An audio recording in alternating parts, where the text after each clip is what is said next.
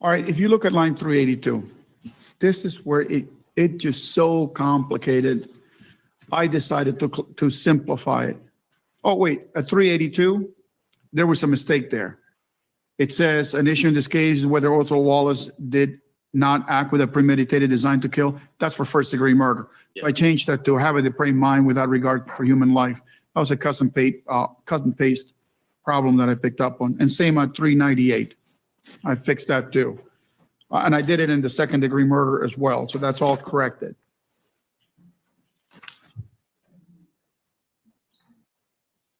At 466.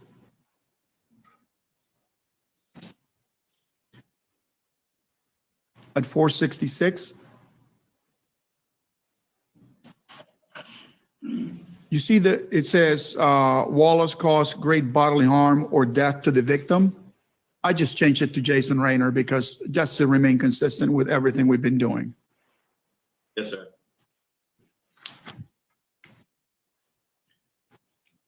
At 535, I added the words of first-degree murder, but that's no big deal. Now, the one that mattered really here is at lines 570, starting with 570.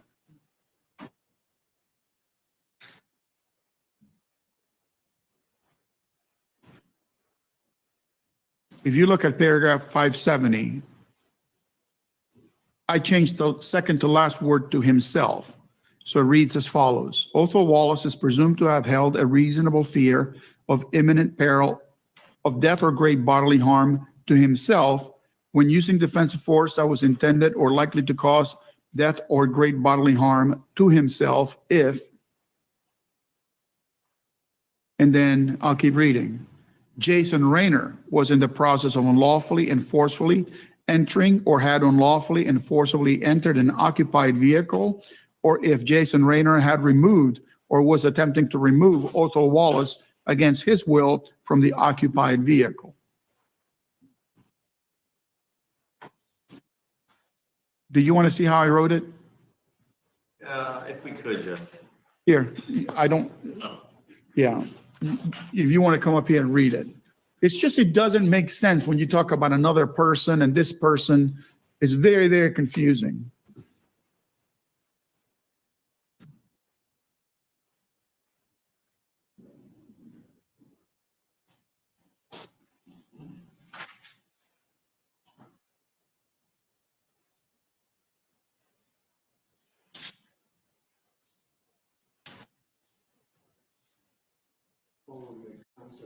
We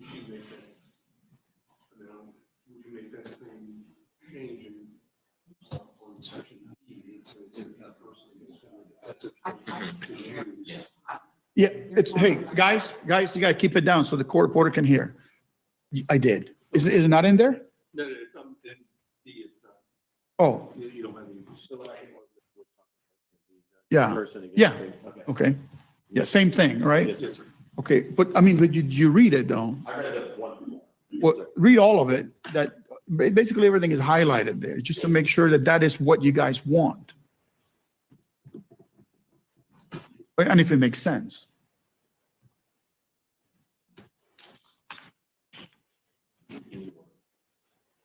You got to read the whole thing in order to understand it. Yeah.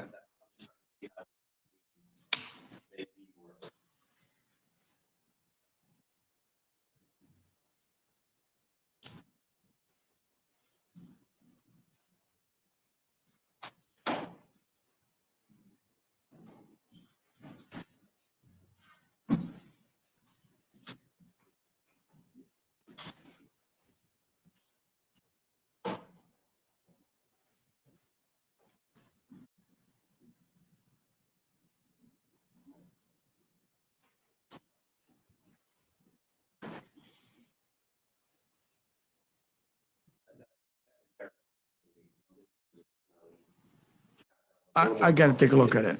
Be on the top one? Okay.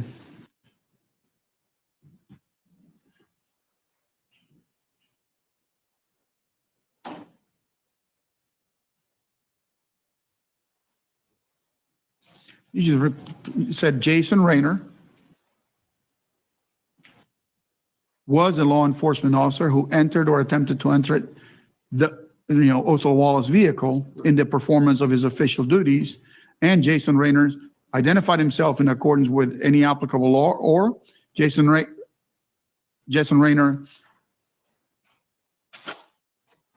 or Othal Wallace knew or reasonably should have known that Jason Raynor entered or was attempting to enter. Yeah, I see what you're saying. I got all the way to the end, Bill.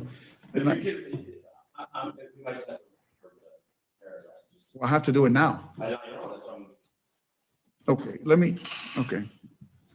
If we were on the same side of the table, probably would work better. Let me see.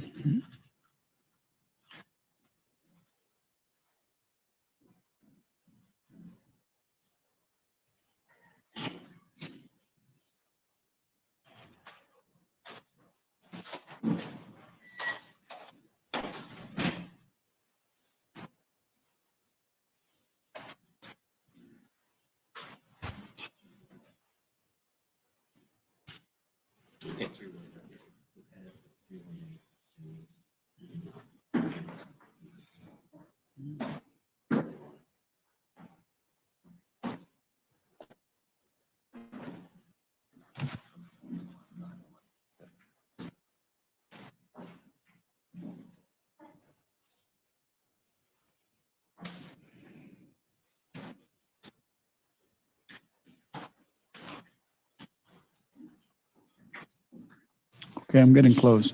Jason Raynor was a law enforcement officer who entered or attempted to enter the vehicle in the performance of his official duties. And Jason Raynor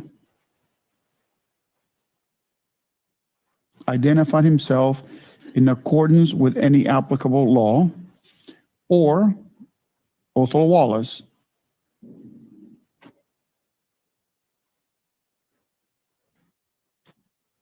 reasonably should have known that Jason Raynor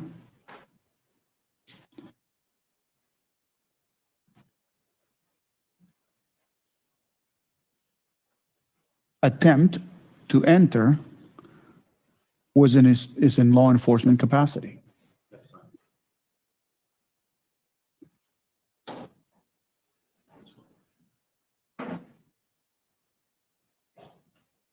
Let me read it again. Let me read the whole thing. However, the presumption of reasonable fear of imminent death or great bodily harm does not apply if Othal Wallace was engaged in a criminal activity or was using the occupied vehicle to further a criminal activity, or B, Jason Raynor was a law enforcement officer who entered or attempted to enter the vehicle in the performance of his official duties, and Jason Raynor identified himself in accordance with any applicable law, or Othal Wallace reasonably should have known that Jason Raynor was attempting to enter, was entering or attempting to enter the vehicle as a law enforcement officer in his capacity as a law enforcement officer. I'm going to read again. No, I'm good.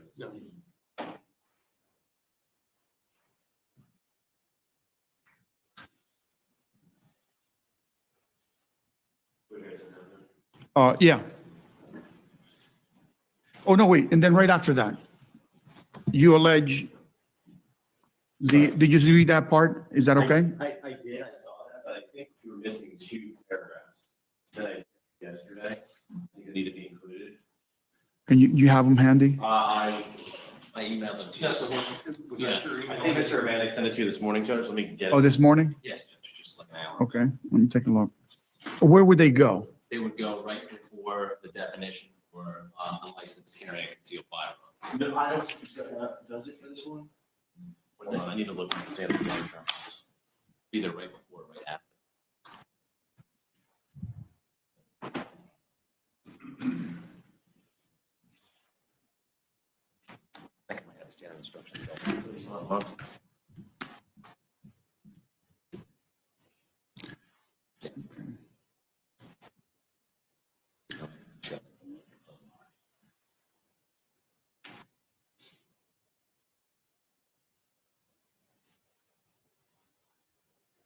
Judge, just for the record, you've reviewed those two paragraphs. Okay, They are in the statement of your instruction. okay, let me see if I can find them. I'm trying to see where they would go. You said you sent, okay, here they are. To be included in section of frequencies. Yeah, justifiable use of deadly force. Come on.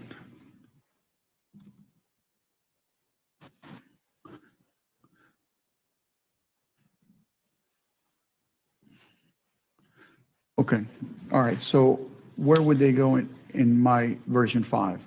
I'm finding it. Right above unlicensed carrying a concealed firearm?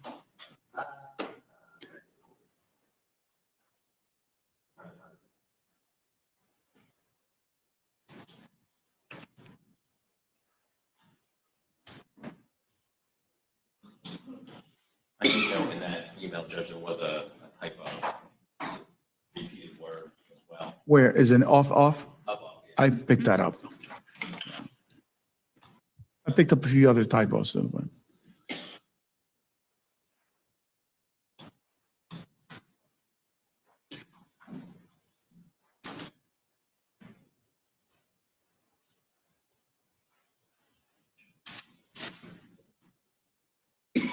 So.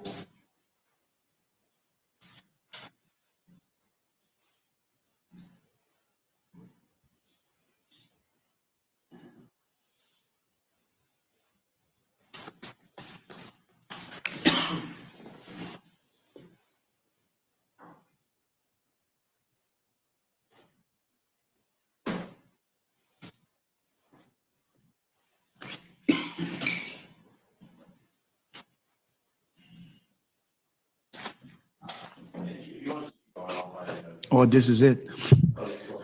I don't know why I'm not seeing it in here. This is it. Maybe It's right at the beginning of 3.6. Yeah, it's right just after this.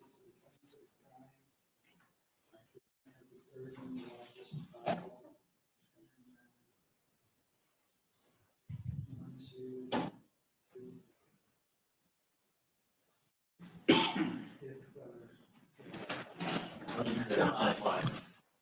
Uh-huh. It's right Well, it goes in my mind, I don't see it. right after defendant did not include including the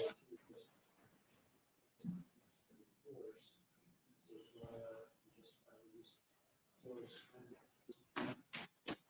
And specify the use of the reason to believe. And then if defendant is not doing that. Right after defendant just. We just need to find context for what our, I'm going to pull it up now that glad it wasn't printed.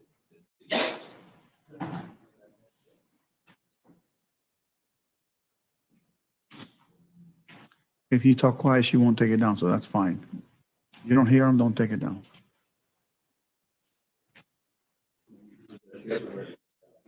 So it goes, Yeah. Hey, guys, don't talk behind the court reporter. You'll throw her out. goes, whatever this instruction right here, it would start right after that. Okay. It's like the 552. Defendant does not have the burden of proving that he or she was justifying. Okay, I know where that is.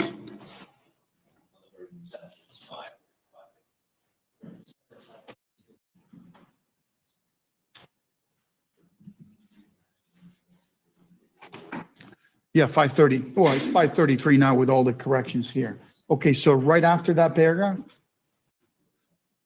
It should be the, Is it right here? no, it starts right here. Far down. Okay. I'm not really, I don't think I gave the bottom. We did it. Right. So it says defendant was justified in using or threatening to use deadly force if they reasonably believe such force was necessary to prevent imminent death or great bodily harm. If defendant was not committing any crime other than the alleged crime, then any lesser included crime for the defendant is self-defense, or the defendant is claiming self-defense as well. And it was where he or she had a right to be defendant and nudity retreat before threatening to use deadly force. Okay, what are you reading now? That's the instruction that we, That's just the notes for me, right? no, that's the actual instruction. Okay, I don't think that's in here. It's not in your instructions. Does it need to be? I think if the defense is requesting, if there's a second portion where we request that if he was committing a crime, he had to have a duty to retreat.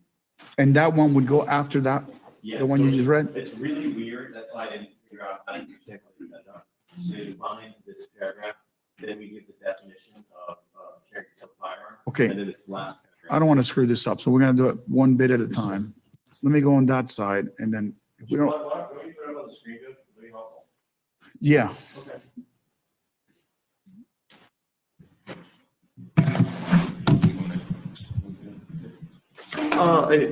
If you guys can see, I'm sure the judge can see from his up there.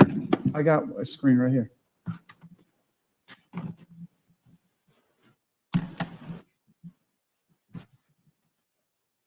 Oh. What number did I say it was? 5 something, what was No, I the? said it, what was give me the, You said 533.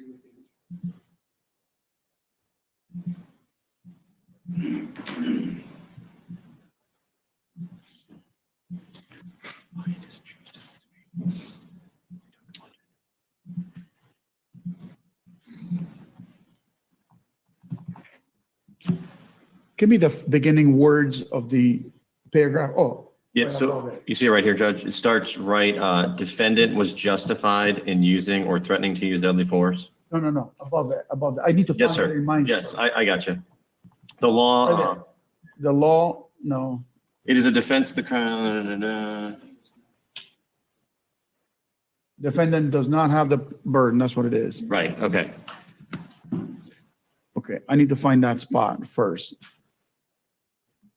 So it's 533. Othal Wallace does not have the burden of proving that he was justified in using deadly force. Instead, yeah, okay, I'm there. So now below that is gonna come,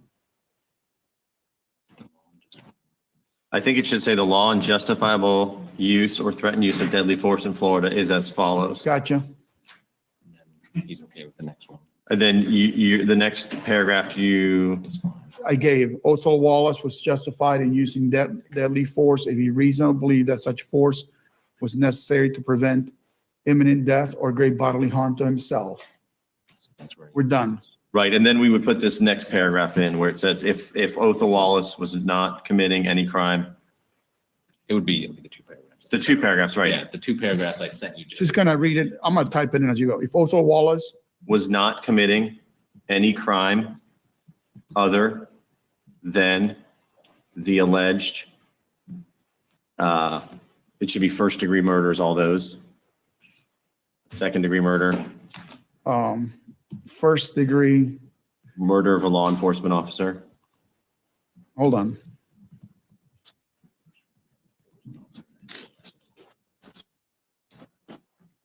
Or any of the lesser included offenses. Yes, sir, that's fine. Okay, And then it goes, for which the defendant is claiming self-defense. okay. And if he And if what? was in a place where, You can go a little faster. where he has a right to be, comma, then the defendant had no duty to retreat before using deadly force. Then it says. Hold on. Yes, sir.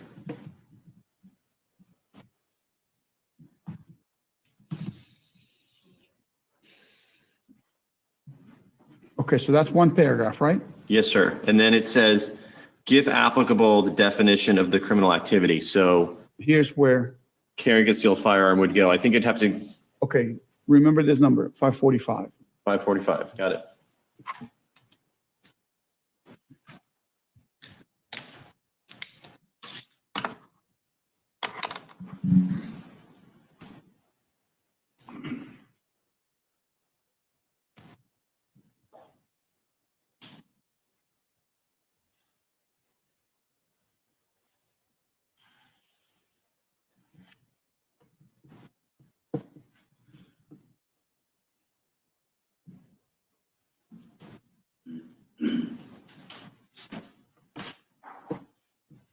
What number did I give you? 545.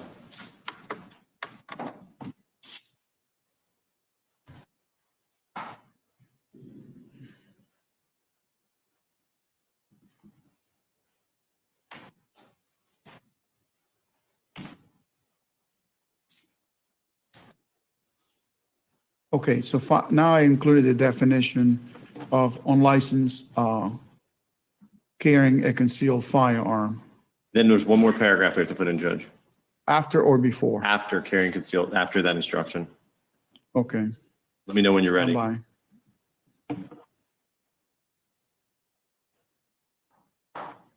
This would be after all the definitions. Yes, after the definitions of the carrying Okay, concealed firearm. what is the next line? It says, however, and it has a one, and it says, if at the time Othal Wallace used deadly force, he was committing a carrying a concealed firearm or unlicensed carrying a concealed firearm.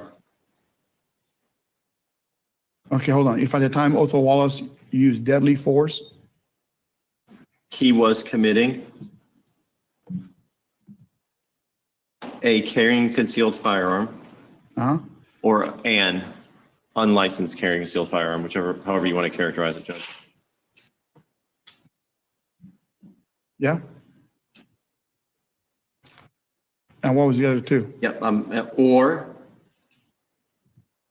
two, Yeah, if at the time Othal Wallace used deadly force, comma, he was not in a place where he had a right to be, then the defendant had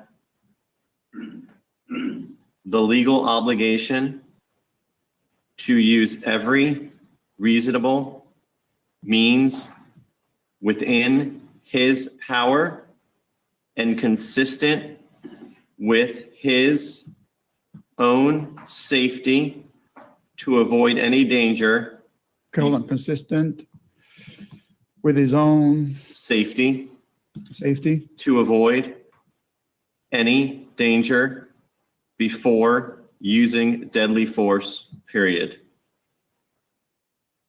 Are you okay if I tell you the next? Huh? The next sentences is under either, Is it a paragraph? Oh, it's the same paragraph? same paragraph, next sentence. Under either Hold on. Under either of those two circumstances, this is a separate paragraph. it's not, it's in the same paragraph. Is on the second one? Yeah, if you look right there, Judge, it's right here, I'll highlight, it says, Oh, I see how they did it. yeah, Okay, hold on, give me 1 second. sure.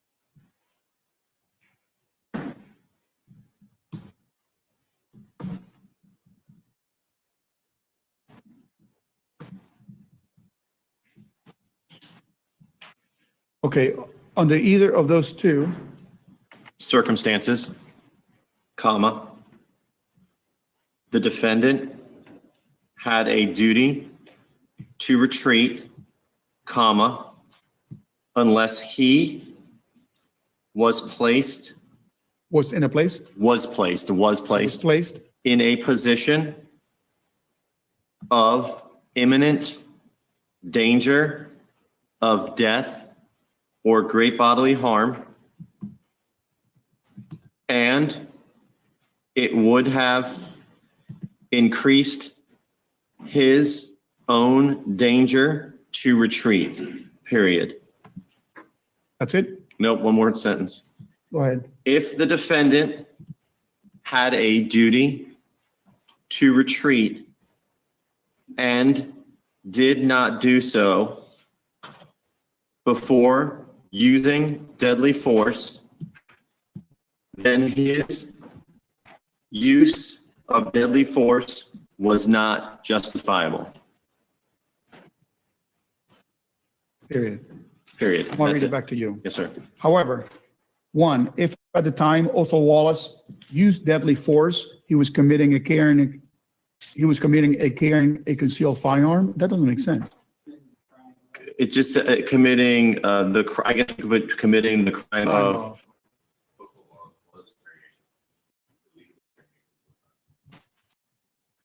I'll tell you what, if Othal Wallace used deadly force while he was committing the offense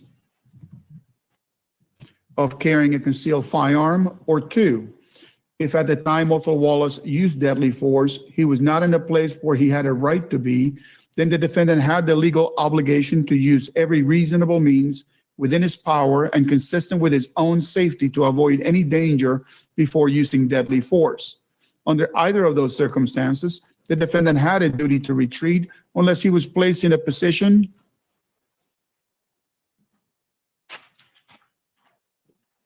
of imminent danger of death or great bodily harm, and it would have increased his own danger to retreat.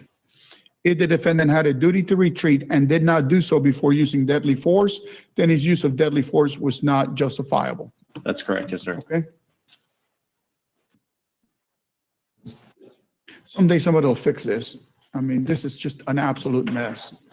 Between the three or four statutes that deal with self-defense and stand your ground, and it's just very, very complicated. Yes, sir.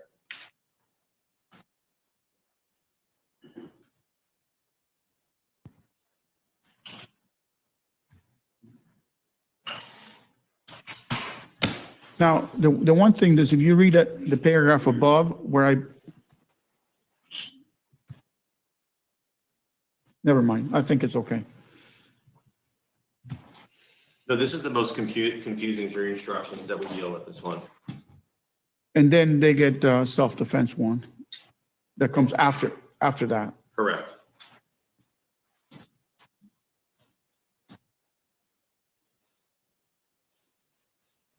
All right, I think that's it. I don't have any others. Judge, after you get it done, can you just email us a copy so while you're copying? I can do that right now, Okay, perfect. Thank you, sir. but I'm about to copy them. Yes, sir.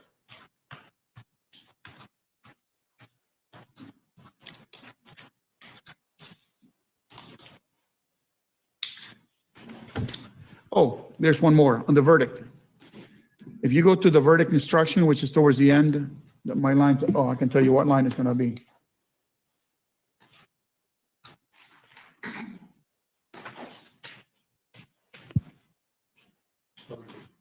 Are you there? It's a third paragraph in. I think the standard has an issue where if you read the standard, it only sort of intimates that they can find him guilty of first degree premeditated or felony, but not both. And I think they have the right to find him guilty of either or both. So I rephrased it. It says, if you return a verdict of guilty to the charge of first degree of a law enforcement officer, it is not necessary that all of you agree the state proved the first degree premeditated murder of a law enforcement officer. And it is not necessary that all of you agree that the state proved first degree felony murder of a law enforcement officer. Instead, what is required is that all of you agree that the state prove either or both first degree premeditated murder of a law enforcement officer and or first degree felony murder of a law enforcement officer. The same rule applies to the lesser included offense of first degree premeditated murder and first degree felony murder. I think that gives the jurors the option to find them guilty of one, the other, or both. That's why I used to and or. Are you okay with that? You objected, I know. We adjusted in total to this instruction based on the Miller case, which was strangely not included in the Miller case that the court decided more recent opinion, 2021. Okay, I will give it.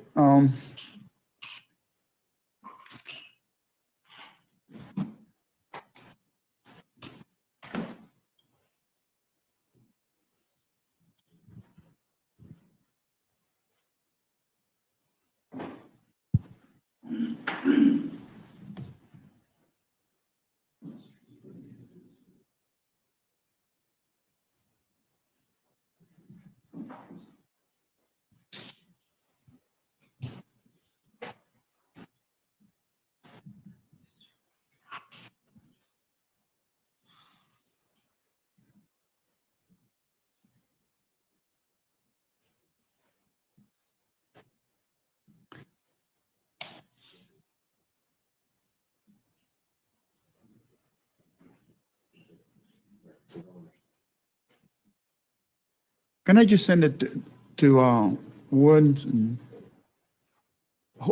Just send it to me, Judge, it's fine. Thank you, sir. Or Mr. Urbana can send it to me.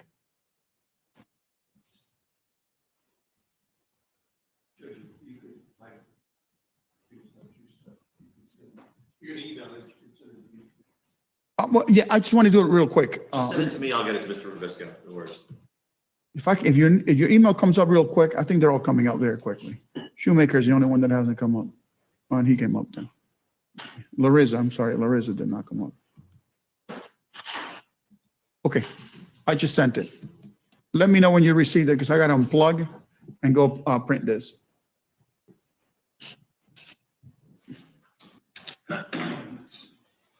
Since I've given you a copy, I'm not going to print a copy for you. Nope, we're good, we have it. Do you get it? Judge. Okay, I'll be right back. All right.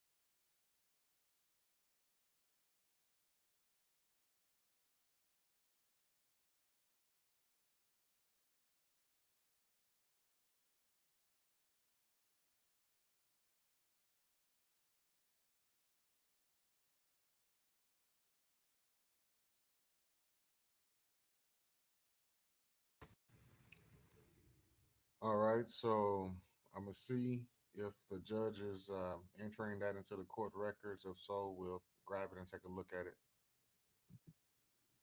and see what's going on.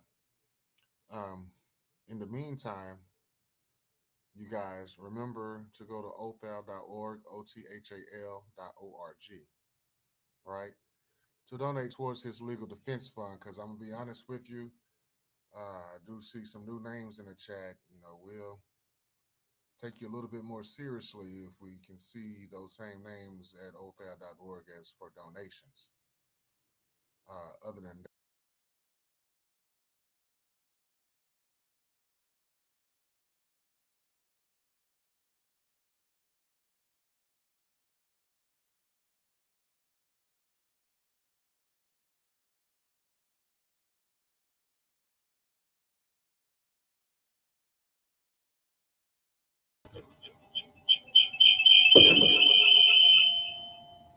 My bad. Peace to the guys. Peace to the guys. Grand Rising. Good morning. Shalom. Hotel. And whatever y'all be saying, man. What's going on? What's going on? What's popping? You know, y'all see what's going on. Y'all see what's popping. Y'all see what they own. We're here to support. You can still go to altar.org. Like the brother Ken was saying, let me see, trying to pay attention to some of the things they was doing. Hold on for 1 second. I got an echo. Let me get this echo out of here. Yeah. So I was trying to pay attention to some of the things they were saying to see what they are getting ready to do. So just pay attention. Just this is a case study, if anything else. Hopefully we all are learning. Hopefully we all are really paying attention to details and how this system really get down. And just to keep in mind, the only way to change the system, the only way to get true justice is to create your own system. A system in a way where they can't do they don't have any power over you whatsoever. They can't do anything. You have to create your own system. But as long as we live in this system and operate in this system that we're in right now, ultimately they get to do whatever they want to do. So there's so many loopholes in the law any lawyer could find to get away with anything and everything. And not necessarily get away, but it's to do whatever they want to do. This system, this law is created so a certain type of people could do whatever they want to do. So just keep that in mind. Keep that in mind. Othal.org to support Othal Wallace defense team. This is, or could be, the last day. I say it could be the last day because just as the judge said, it could take all day.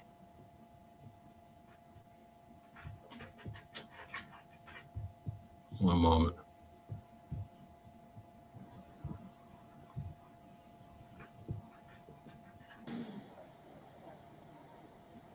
No, I thought they were saying something. But yeah, it could take all day. It could lead into tomorrow. So, just know, still need positive vibrations, still need prayers. This is all about the jury at this point on what they decide. As you can see, they just popped in. Look like they almost ready to go. So it's scheduled to continue in the next 15 minutes. So of course, please stay tuned. And give up your positive vibrations. But in the meantime, Othal.org. As a family, although we've been through a lot when it comes to these donations, I feel we did a good job. Because ultimately, as a family, we may pass the amount that you need. But certain things happen. So we had to muster up and do it all over again. And we did a good job. So yesterday I checked, it was at 97K. Let me refresh, see where we at. It went up a little bit. It's still at 97K. That's 97,497.32. So go ahead and donate, show your love, and do what we got to do. But yeah, that's what it is, and it's going to start up in the next 12 minutes or so. Peace to the God.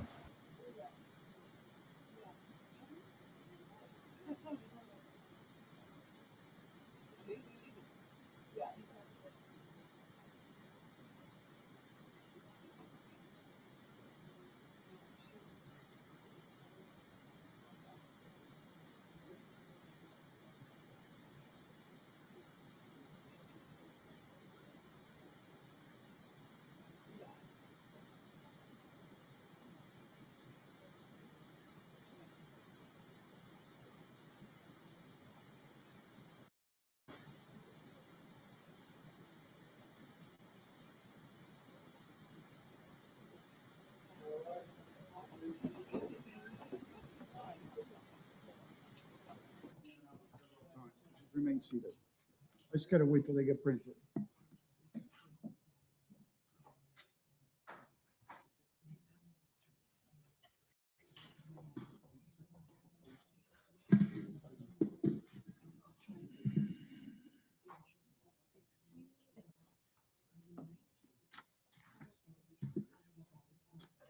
Counsel, did you view the verdict form? Just make sure it's okay.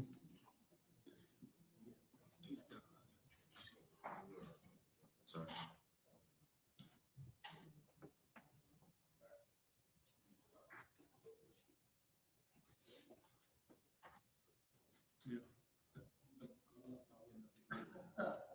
I'm not either.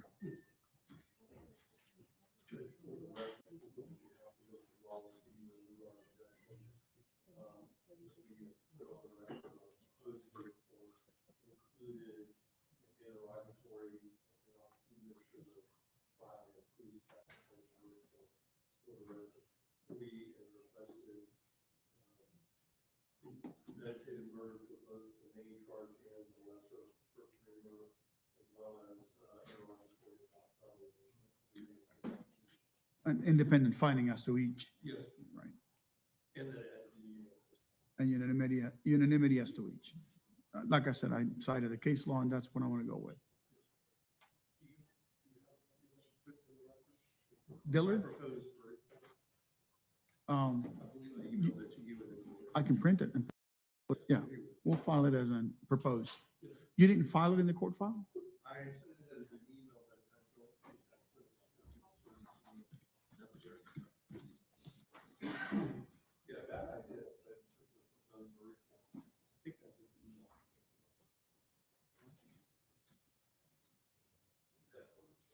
Huh? That'll work? Okay. All right.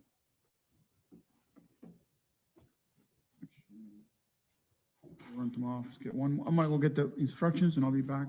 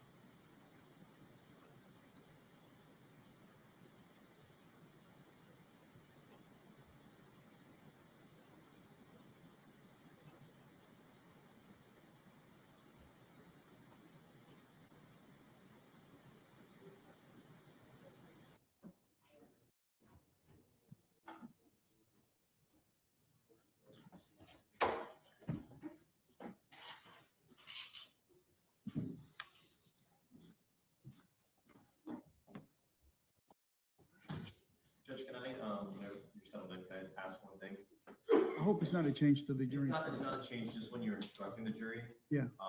The definition we gave was unlicensed carrying concealed firearm, that's what the caption is. Yeah. But then when we say that if he's committed the crime, it says the crime of carrying concealed firearm. You just instruct them that. It's the same. It's the same, I guess. Yeah. We don't have to change anything, is it? Yeah.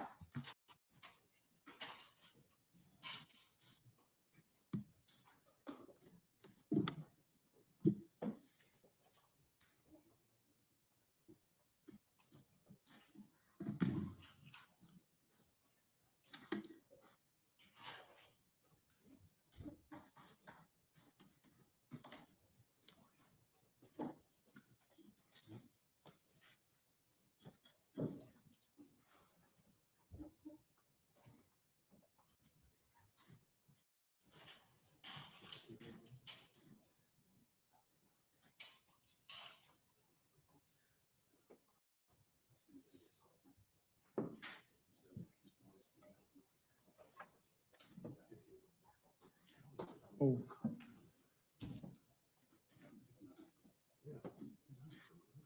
Just so there's an understanding, yours 132, 118, and 108 were the alternates, correct? Yeah.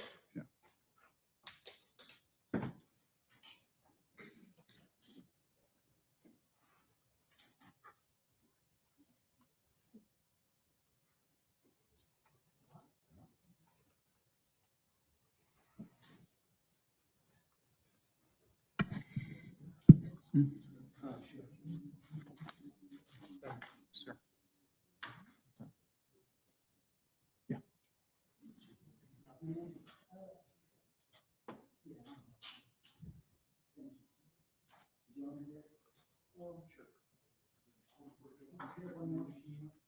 The clerk gets one, the court reporter gets one. We can print more later on, but. All right.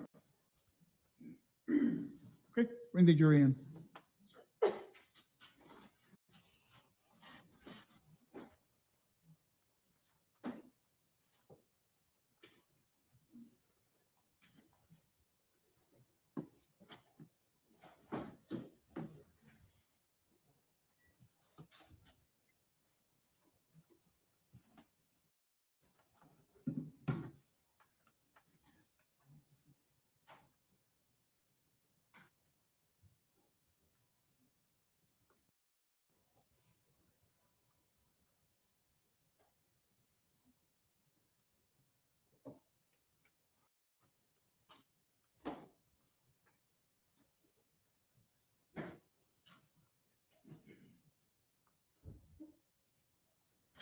All rise for the jury.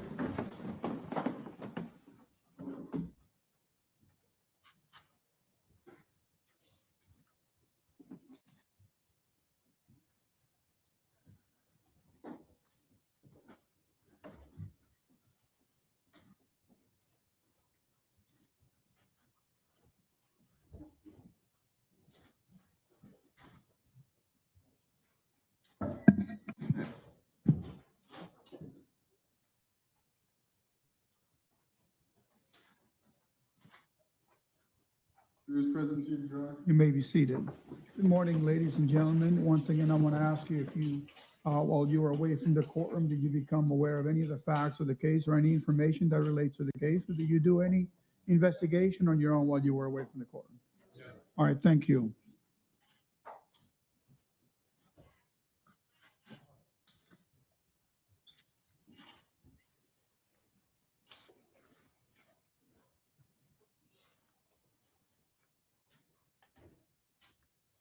All right, each of you has a packet in front of you.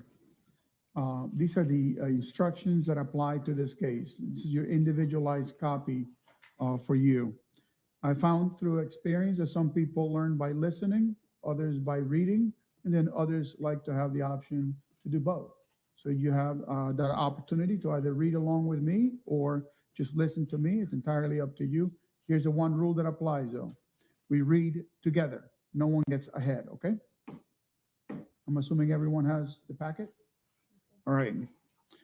Members of the jury, I thank you for your attention during this trial. Please pay attention to the instructions that I am about to give to you. Othal Wallace, the defendant in this case, has been accused of the crime of first-degree murder of a law enforcement officer. First-degree murder of a law enforcement officer, which includes premeditated and felony, includes a lesser crime of first-degree murder, premeditated and felony, second-degree murder of a law enforcement officer, second-degree murder, and manslaughter, all of which are unlawful. However, a killing that was excusable or that was committed by the justifiable use of deadly force is lawful. If you find Jason Raynor was killed by Othal Wallace, you will then consider the circumstances surrounding the killing in deciding if the killing was first-degree murder of a law enforcement officer, or first-degree murder, or second-degree murder of a law enforcement officer, or second-degree murder, or it was manslaughter, or whether the killing was excusable or resulted from the justifiable use of deadly force. The killing of a human being is justifiable homicide and lawful if necessarily done while resisting an attempt to murder or commit a felony upon the defendant, or to commit a felony in any dwelling house in which the defendant was at the time of the killing. The killing of a human being is excusable and therefore lawful under any of the following three circumstances. One, when the killing is committed by accident and misfortune in doing any lawful act, by lawful means, with usual ordinary caution and without any unlawful intent. Or two, when the killing occurs by accident and misfortune in the heat of passion upon any sudden and sufficient provocation. Or three, when the killing is committed by accident and misfortune resulting from a sudden combat if a dangerous weapon is not used and the killing is not done in a cruel or unusual manner. A dangerous weapon is any object that will likely cause death or great bodily harm if it's used in the ordinary and usual manner contemplated by its design and construction. I now instruct you on the circumstances that must be proved before Othal Wallace may be found guilty of first degree of a murder of a law enforcement officer or any lesser included crimes. There are two ways in which a person may be convicted of first degree murder of a law enforcement officer. One is known as first degree premeditated murder of a law enforcement officer, and the other is known as first degree felony murder of a law enforcement officer. To prove the crime of first degree premeditated murder of a law enforcement officer, the state must prove the following 6 elements beyond a reasonable doubt. Number 1, Jason Raynor is dead. Number 2, the death was caused by the criminal act of Othal Wallace. 3, there was a premeditated killing of Jason Raynor. 4, Jason Raynor was a law enforcement officer. 5, Othal Wallace knew that Jason Raynor was a law enforcement officer. 6, Jason was engaged in the lawful performance of legal duty. An act includes a series of related actions arising from and pursuant to a single design or purpose. Killing with premeditation is killing after consciously deciding to do so. The decision must be present in the mind at the time of the killing. The law does not fix the exact period of time that must pass between the formation of the premeditated intent to kill and the killing. The period of time must be long enough to allow reflection by the defendant. The premeditated intent to kill must be formed before the killing. The question of premeditation is a question of fact to be determined by you from the evidence. It will be sufficient proof of premeditation if the circumstances of the killing and the conduct of the accused convince you beyond a reasonable doubt of the existence of premeditation at the time of the killing. The word law enforcement officer is defined as follows. Law enforcement officer means any person who is elected, appointed, or employed full-time by any municipality or the state or any political subdivision thereof, who is vested with the authority to bear arms and make arrests, and whose primary responsibility is the prevention and detection of crime or the enforcement of the penal, criminal, traffic, or highway laws of the state. Now, this definition includes all certified supervisory and command personnel whose duties include, in whole or in part, the supervision, training, guidance, management responsibilities of full-time law enforcement officers, part-time law enforcement officers, or auxiliary law enforcement officers, but does not include support personnel employed by the employing agency. The word employing agency means any agency or unit of government or any municipality or the state or any political subdivision thereof or any agent thereof which has constitutional or statutory authority to employ or appoint persons as officers. A person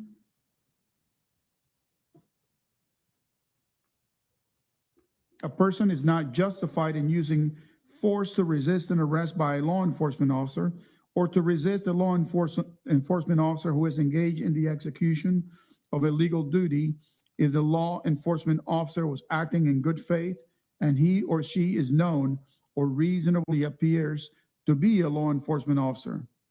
However, if an officer uses excessive force to make an arrest, then a person is justified in the use of reasonable force to defend himself, but only to the extent he reasonably believes such force is necessary. An issue in this case is whether Othal Wallace did not act with a premeditated design to kill because he acted in the heat of passion based on adequate provocation. In order to find that the defendant did not act with a premeditated design to kill because he acted in the heat of passion based on adequate provocation, A, there must have been a sudden event that would have suspended the exercise of judgment in an ordinary reasonable person, and B, a reasonable person would have lost normal self-control and would have been driven by a blind and unreasoning fury. And C, there was not a reasonable amount of time for a reasonable person to cool off. And D, a reasonable person would not have cooled off before committing the act that caused death.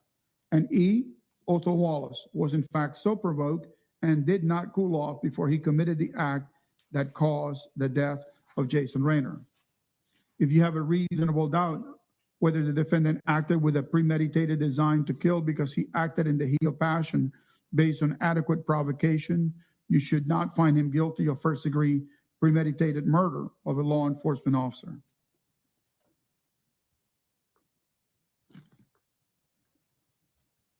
To prove the crime of first-degree felony murder of a law enforcement officer, the state must prove the following 6 elements beyond a reasonable doubt. 1, Jason Raynor is dead. 2, while engaged in the commission of resisting an officer with violence, Othal Wallace caused the death of Jason Raynor. 3, Othal Wallace was a person who actually killed Jason Raynor. 4, Jason Raynor was a law enforcement officer. 5, Othal Wallace knew that Jason Raynor was a law enforcement officer. 6, Jason Raynor was engaged in the lawful performance of a legal duty.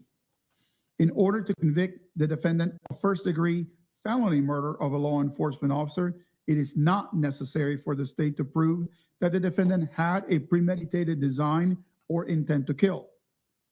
To prove the crime of resisting an officer with violence, the state must prove the following 4 elements beyond a reasonable doubt. 1, Othal Wallace knowingly and willfully resisted or obstructed or opposed Jason Raynor by offering to do him violence or doing violence to Jason Raynor. 2, at the time, Jason Raynor was engaged in the lawful execution of a legal duty. 3, at the time, Jason Raynor was an officer. 4, at the time, Othal Wallace knew Jason Raynor was an officer. The court now instructs you that every Daytona Beach Police Department officer is an officer within the meaning of this law. A person is not justified in using force to resist an arrest by a law enforcement officer or to resist a law enforcement officer who is engaged in the execution of a legal duty. If the law enforcement officer was acting in good faith and he or she is known or reasonably appears to be a law enforcement officer.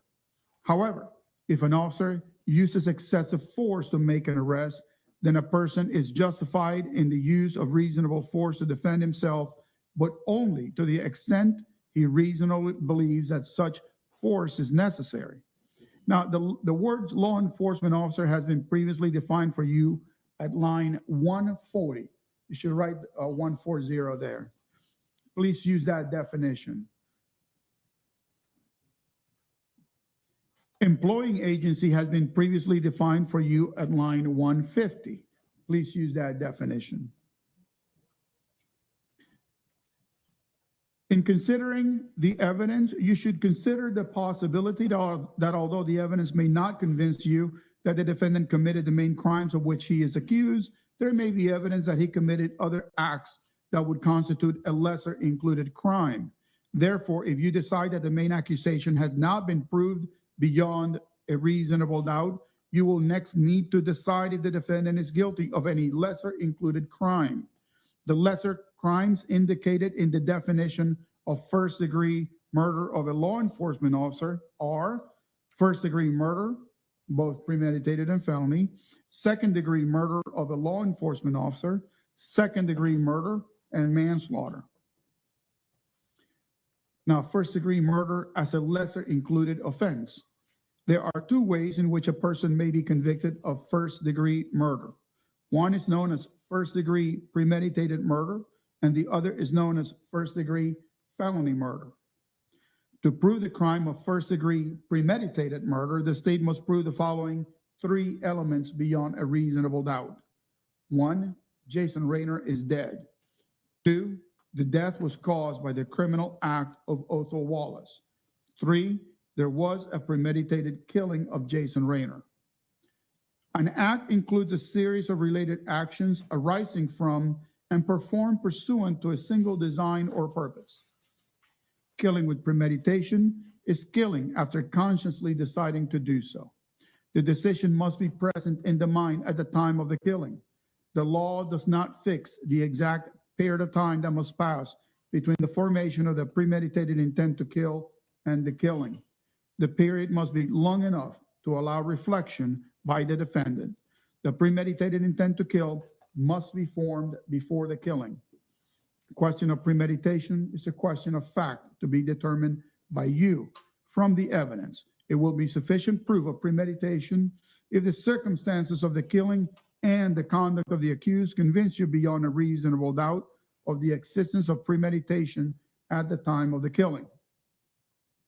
An issue in this case is whether Othal Wallace did not act with a premeditated design to kill because he acted in the heat of passion based on adequate provocation.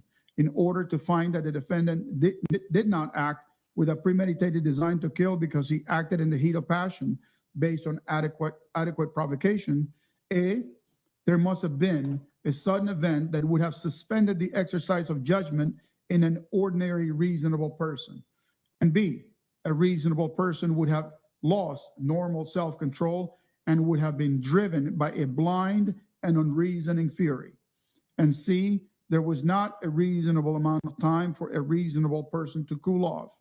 And D, a reasonable person would not have cooled off before committing the act that caused death.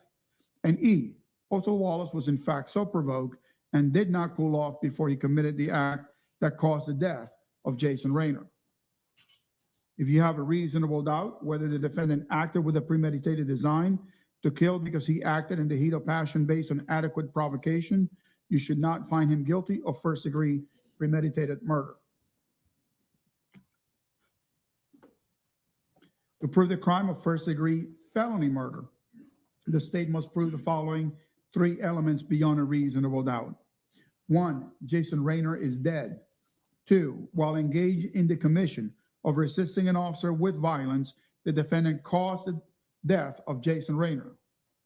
3, Othal Wallace was a person who actually killed Jason Raynor. In order to convict the defendant of first-degree felony murder, it is not necessary for the state to prove that the defendant had a premeditated design or intent to kill. To prove the crime of resisting an officer with violence, the state must prove the following 4 elements beyond a reasonable doubt. 1, Othal Wallace knowingly and willfully resisted or obstructed or opposed Jason Raynor by offering to do him violence or doing violence to Jason Raynor. 2, at the time Jason Raynor was engaged in the lawful execution of a legal duty. 3, at the time Jason Raynor was an officer. 4, at the time Othal Wallace knew Jason Raynor was an officer. The court now instructs you that every Daytona Beach Police Department officer is an officer within the meaning of this law.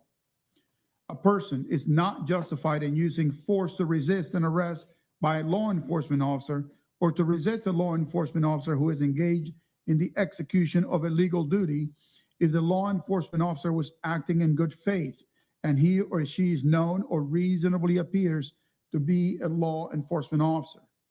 However, if an officer uses excessive force to make an arrest, then a person is justified in the use of reasonable force to defend himself, but only to the extent he reasonably believes such force is necessary. Second-degree murder of a law enforcement officer. To prove the crime of second-degree murder of a law enforcement officer, the state must prove the following 6 elements beyond a reasonable doubt. 1, Jason Raynor is dead. 2, the death was caused by the criminal act of Othal Wallace. 3, there was an unlawful killing of Jason Raynor by an act imminently dangerous to another and demonstrating a depraved mind without regard for human life. 4, Jason Raynor was a law enforcement officer. 5, Othal Wallace knew that Jason Raynor was a law enforcement officer. And 6, Jason Raynor was engaged in the lawful performance of a legal duty. An act includes a series of related actions arising from and performed pursuant to a single design or purpose. An act is imminently dangerous to another and demonstrating a depraved mind if it is an act or series of acts that 1, a person of ordinary judgment would know is reasonably certain to kill or do serious bodily injury to another, and 2, is done from ill will, hatred, spite, or an evil intent, and 3, is of such a nature that the act itself indicates an indifference to human life. In order to convict of second-degree murder of law enforcement officer, it is not necessary for the state to prove the defendant had an intent to cause death. The word law enforcement officer has been previously defined for you at line 140. It's the same as before. Please use that definition. The word employing agency has been previously defined for you at line 150. Please use that definition. A person is not justified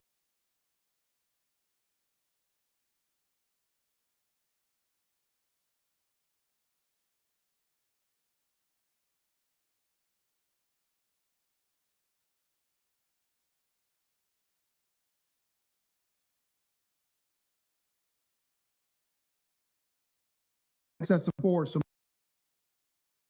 in the law enforcement officer who is engaged in the execution of a legal duty if the law enforcement officer was acting in good faith and he or she is known or reasonably appears to be a law enforcement officer.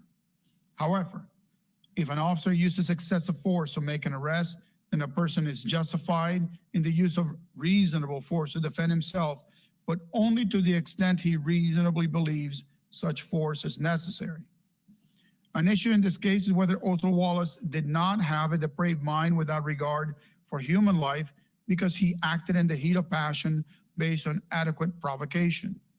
In order to find that the defendant did not have a depraved mind without regard for human life because he acted in the heat of passion based on adequate provocation, A, there must have been a sudden event that would have suspended the exercise of judgment in an ordinary reasonable person.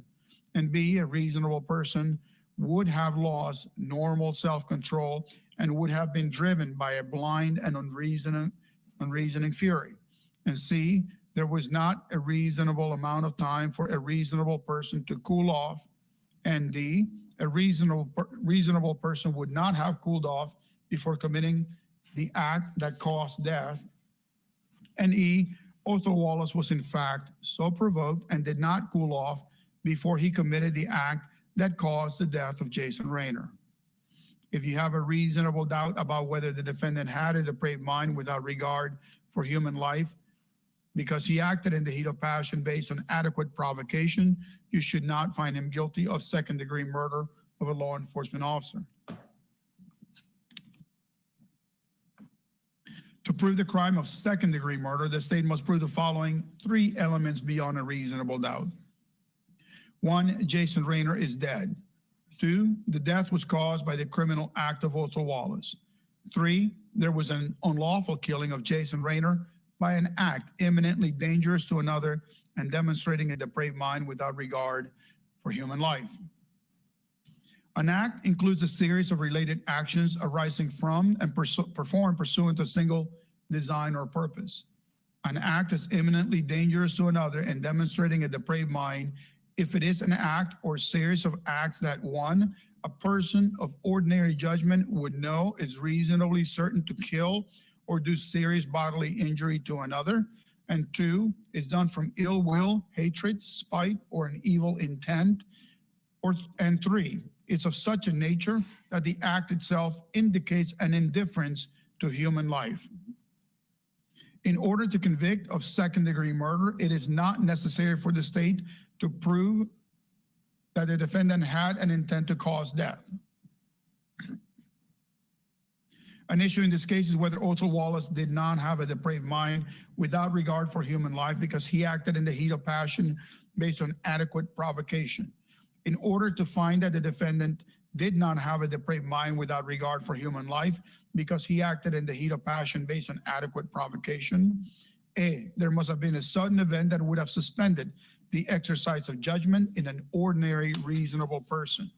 And B, a reasonable person would have lost normal self-control and would have been driven by a blind and unreasoning fury. And C, there was not a reasonable amount of time for a reasonable person to cool off. And D, a reasonable person would not have cooled off before committing the act that caused death. And E, Othal Wallace was, in fact, so provoked and did not cool off before he committed the act that caused the death of Jason Raynor. If you have a reasonable doubt about whether the defendant had a depraved mind without regard for human life because he acted in the heat of passion based on adequate provocation, you should not find him guilty of second-degree murder of a law enforcement officer. Possession of a firearm and discharge causing great bodily harm or death. Now, there is in parentheses there an instruction for you that tells you that this particular instruction only applies to second-degree murder. If you find that Othal Wallace is guilty beyond a reasonable doubt of the lesser included offense of second-degree murder, you will next need to answer interrogatories relating to the firearm. You will be asked to answer 1, whether the state has proven beyond a reasonable doubt that Othal Wallace actually possessed a firearm during the commission of the crime, and 2, whether the state has proven beyond a reasonable doubt that Othal Wallace personally carried, displayed, or used a firearm during the commission of the crime, and 3, whether the state has proven beyond a reasonable doubt that Othal Wallace personally discharged a firearm during the commission of the crime, and 4, whether the state has proven beyond a reasonable doubt that Othal Wallace caused great bodily harm or death to Jason Raynor by discharging the firearm during the commission of the crime. Great bodily harms means great as distinguished from slight, trivial, minor, or moderate harm, and as such does not include mere bruises. A firearm is legally defined as any weapon, including a starter gun, which is designed to or may readily be converted to expel a projectile by the action of an explosive. To actually possess means that the defendant carried a firearm on his person or had the firearm within immediate physical reach with ready access with the intent to use the firearm during the commission of the crime. Manslaughter as a lesser included offense. To prove the crime of manslaughter, the state must prove the following 2 elements beyond a reasonable doubt. 1, Jason Raynor is dead. 2, Othal Wallace intentionally committed an act or acts that caused the death of Jason Raynor, or B, the death of Jason Raynor was caused by the culpable negligence of Othal Wallace. Every person has a duty to act reasonably towards others. If there's a violation of that duty without any conscious intention to harm, that violation is negligence. The defendant cannot be guilty of manslaughter by committing a merely negligent act, or if the killing was either justifiable or excusable homicide, as I have previously instructed you. In order to convict of manslaughter by act, it is not necessary for the state to prove that the defendant had an intent to cause death. Only an intent to commit an act that was not merely negligent, justified, or excusable, and which caused death. I will now define culpable negligence for you. As I have said, every person has a duty to act reasonably towards others. If there's a violation of that duty without any conscious intention to harm, that violation is negligence. But culpable negligence is more than a failure to use ordinary care towards others. In order for negligence to be culpable, it must be gross and flagrant. Culpable negligence is a course of conduct showing reckless disregard of human life or of the safety of persons exposed to its dangerous effects, or such an entire want of care as to raise a presumption of conscious indifference to consequences, or which shows wantonness or recklessness, or a grossly careless disregard for the safety and welfare of the public, or such an indifference to the rights of others as is equivalent to an intentional violation of such rights. The negligent act or omission must have been committed with an utter disregard for the safety of others. Culpable negligence is consciously doing an act or following a course of conduct that the defendant must have known or reasonably should have known was likely to cause death or great bodily injury. Possession of a firearm. Again, in parentheses, there's an instruction that this instruction only applies to manslaughter. If you find that Othal Wallace is guilty beyond a reasonable doubt of the lesser included offense of manslaughter, you will next need to answer an interrogatory relating to the firearm. You will be asked to answer whether the state has proven beyond a reasonable doubt that Othal Wallace personally carried, displayed, or used a firearm during the commission of the crime.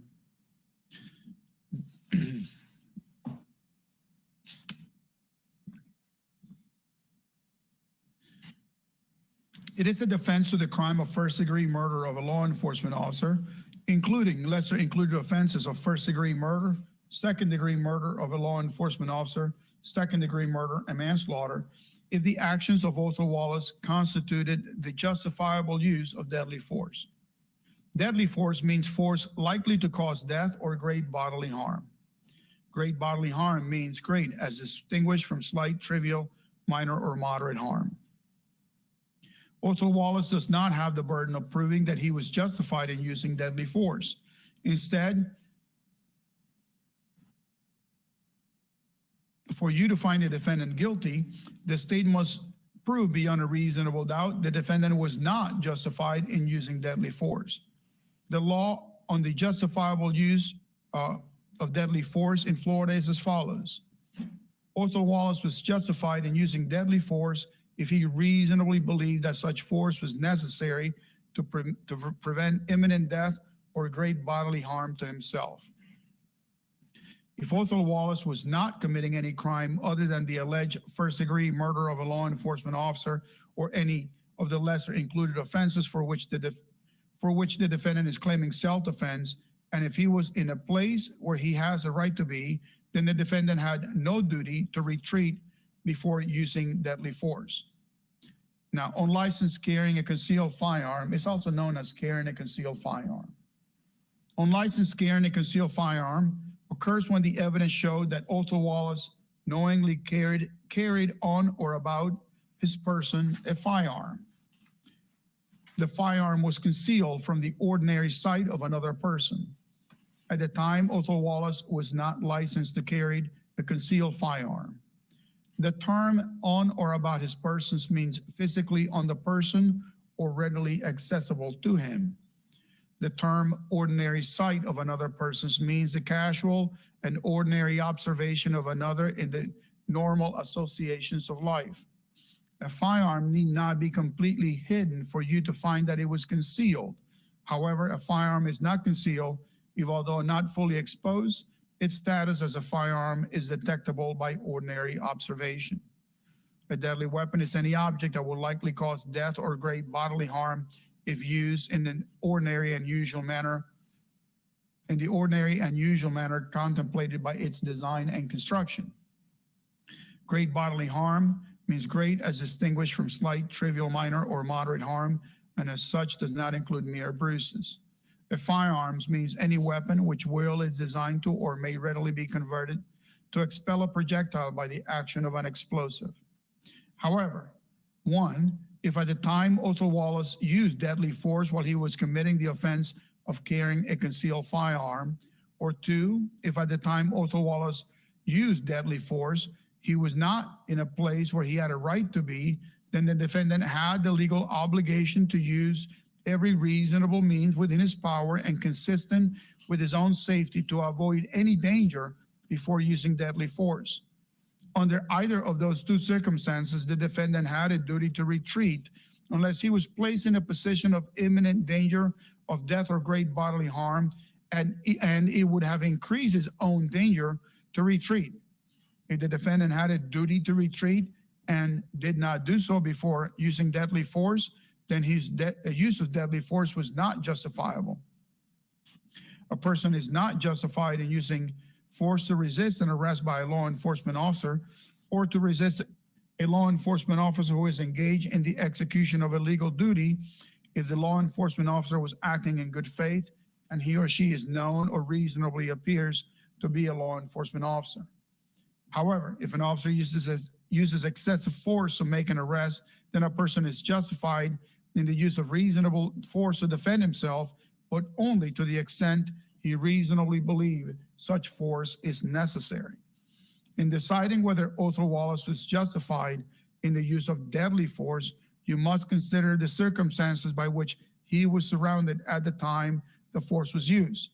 The danger need not have been actual. However, to justify the use of deadly force, the appearance of imminent danger must have been so real that the defendant actually believed the use of deadly force was necessary. Moreover, to justify the use of deadly force, a reasonable, cautious, and prudent person under the same circumstances would have believed the use of deadly force was necessary. Othal Wallace is presumed to have a reasonable fear of imminent peril of death or great bodily harm to himself when using defensive force that was intended or likely to cause death or great bodily harm to another if A, the person against whom the defensive force was used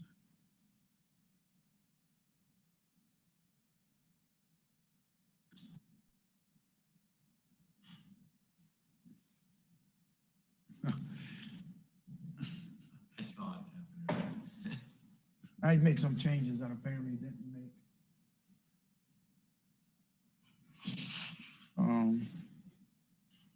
Maybe sidebar.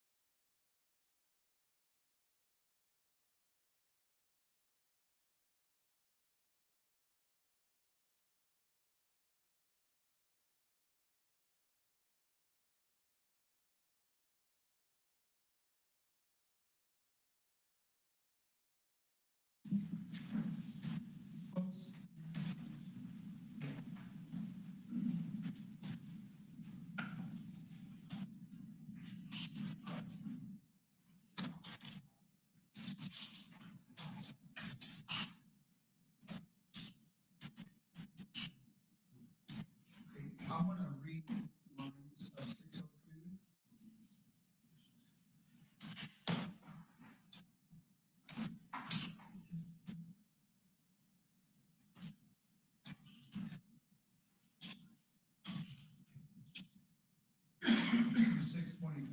I'm gonna read my version. You don't have it. The way it is written here is very confusing. So I try to simplify it for you, but for some reason, Microsoft likes it. So I will read it for you, starting at line 606.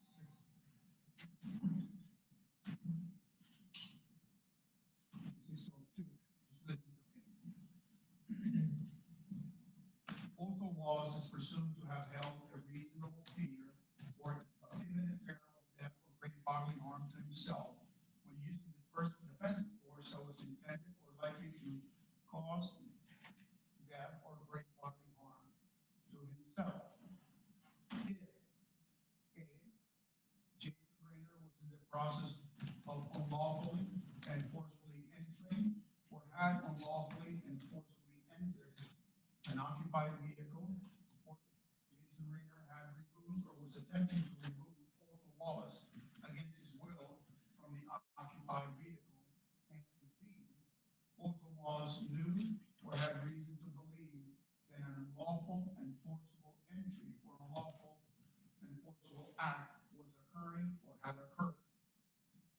However, the presumption of reasonable fear of imminent death or great bodily harm does not apply if Othal Wallace was engaged in a criminal activity or was using the occupied vehicle to further a criminal activity, or B, Jason Raynor was a law enforcement officer who entered or attempted to enter the vehicle in the performance of his official duties, and Jason Raynor identifying himself in accordance with any applicable law, or Othal Wallace reasonably should have known that Jason Raynor was entering or attempting to enter the vehicle in his law enforcement officer capacity and duties. I will type that up for you, and that will replace lines 602 to 625. That's gonna come to you, okay?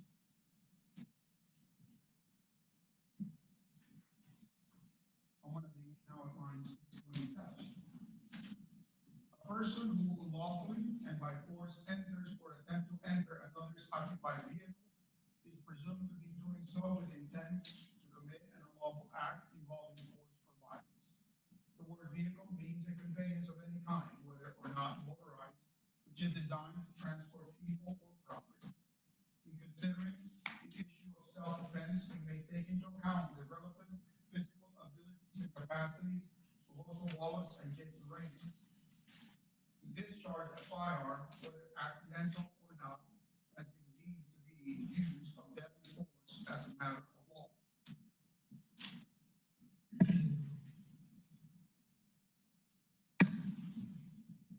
The defendant has entered a plea of not guilty. This means you must presume or believe the defendant is innocent. The presumption stated with the defendant after each material allegation in the indictment through each stage of the trial, unless it has been overcome by the evidence to the exclusion of and beyond a reasonable doubt. To overcome the defendant's presumption of innocence, the state has a burden of proving the crime with which the defendant is charged was committed, and the defendant is the person who committed the crime. The defendant is not required to present evidence or prove anything. Whenever the words reasonable doubt are used, you must consider the following. A reasonable doubt is not a mere possible doubt, a speculative, imaginary, or a forced doubt. Such a doubt must not influence you to return a verdict of not guilty if you have an abiding conviction of guilt. On the other hand, if after carefully considering, comparing, and weighing all the evidence, there is not an abiding conviction of guilt, or if having a conviction, it is one which is not stable, but one which wavers and vacillates, then the charge is not proved beyond every reasonable doubt, and you must find the defendant not guilty because the doubt is reasonable.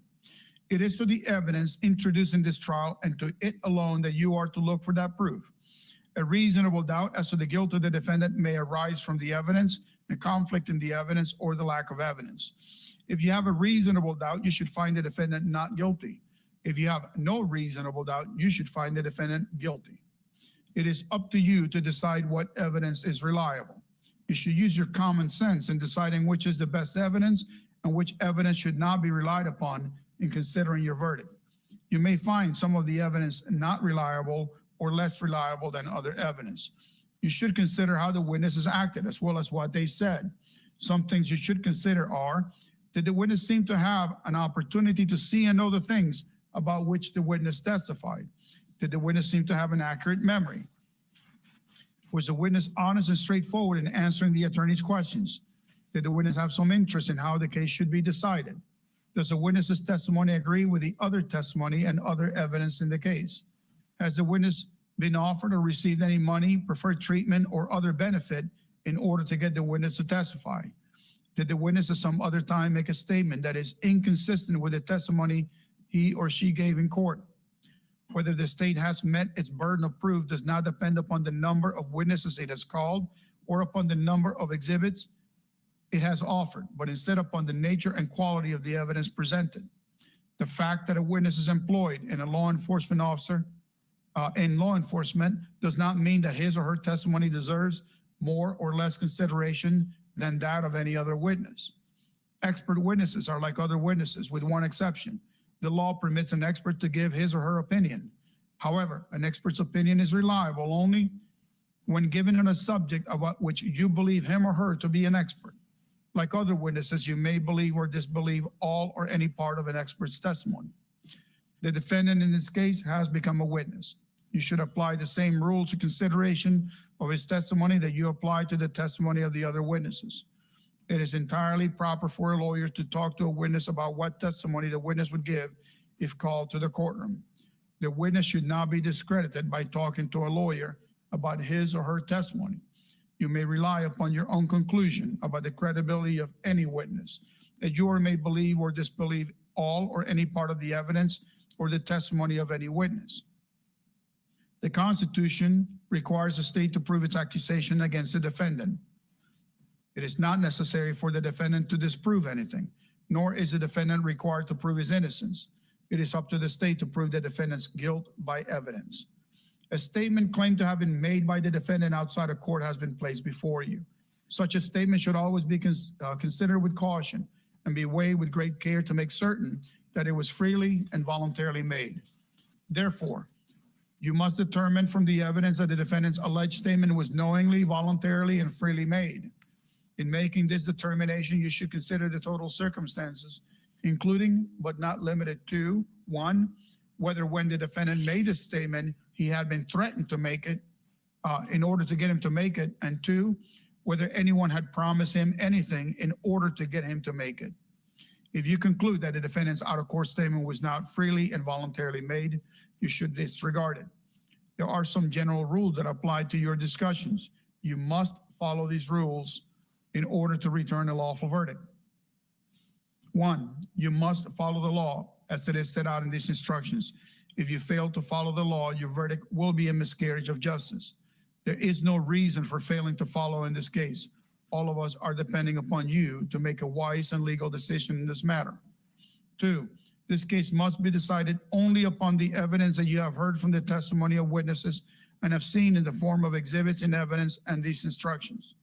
3, this case must not be decided for or against anyone because you feel sorry for anyone or you are angry at anyone.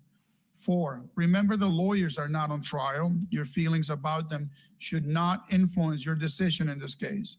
5, your duty is to determine if the defendant has been proven guilty or not in accord with the law. 6, whatever verdict you render must be unanimous. That is, each juror must agree to the same verdict. 7, your verdict must not be influenced by feelings of prejudice, bias, or sympathy. Your verdict must be based on the evidence and on the law containing these instructions. Deciding a verdict is exclusively your job, and I cannot participate in that decision in any way. Please disregard anything I may have said or done that made you think I prefer one verdict over another. Now, you may find the defendant guilty as charged in the indictment or guilty of such lesser included crimes as the evidence may justify or not guilty. If you return a verdict of guilty, it should be for the highest offense that has been proven beyond a reasonable doubt. If you find that no offense has been proven beyond a reasonable doubt, then of course your verdict must be not guilty. Now, if you return a verdict of guilty as to the charge of first-degree murder of a law enforcement officer, it is not necessary that all of you agree that the state proved first-degree premeditated murder of a law enforcement officer, and it is not necessary that all of you agree that the state proved first-degree felony murder of a law enforcement officer. Instead, what is required is that all of you agree that the state prove either or both first-degree premeditated murder of a law enforcement officer and or first-degree felony murder of a law enforcement officer. The same rules apply to the lesser included offense of first-degree premeditated murder and first-degree felony murder. The verdict must be unanimous. That is, all of you must agree to the same verdict. Only one verdict may be returned as to each crime charge. The verdict must be in writing, and for your convenience, the necessary verdict form has been prepared for you, and it reads as follows. You look up here. I want to explain that second to last instruction I gave you because it's confusing. This is the verdict form I'm showing you here. It says the style of the cases in the circuit court in and for the 4th Judicial Circuit, Clay County, Florida. State of Florida versus Othal Wallace, and the case number. It reads as follows. Verdict, count 1. We, the jury, find that the defendant, Othal Wallace, as follows as to count 1 in the indictment. And there are 4 possible choices.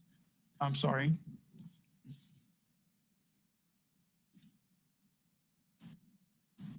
There are 6 possible choices. It says guilty of the crime of first-degree murder of a law enforcement officer as charged in the indictment. I'm going to go through it and I'm going to come back. And then the next option is guilty of the lesser included offense of first-degree murder. Then below that, guilty of the lesser included offense of second-degree murder of a law enforcement officer. And then below that, guilty of the lesser included offense of second-degree murder. Remember, in the instructions, I told you that second-degree murder carries an interrogatory. So if the verdict is for second-degree murder, then you would have to answer the questions below second-degree murder. And the questions are as follows. Do you find the defendant guilty of second-degree murder? Do you also find beyond a reasonable doubt that during the commission of the offense, the defendant, and then it says, please answer yes or no. Just put a checkbox. Carried or used a firearm. There's a blank for yes and a blank for no.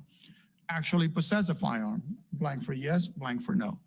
Discharge a firearm, a blank for yes and a blank for no. Inflicted great bodily harm or death upon Jason Raynor. There's a blank for yes and a blank for no.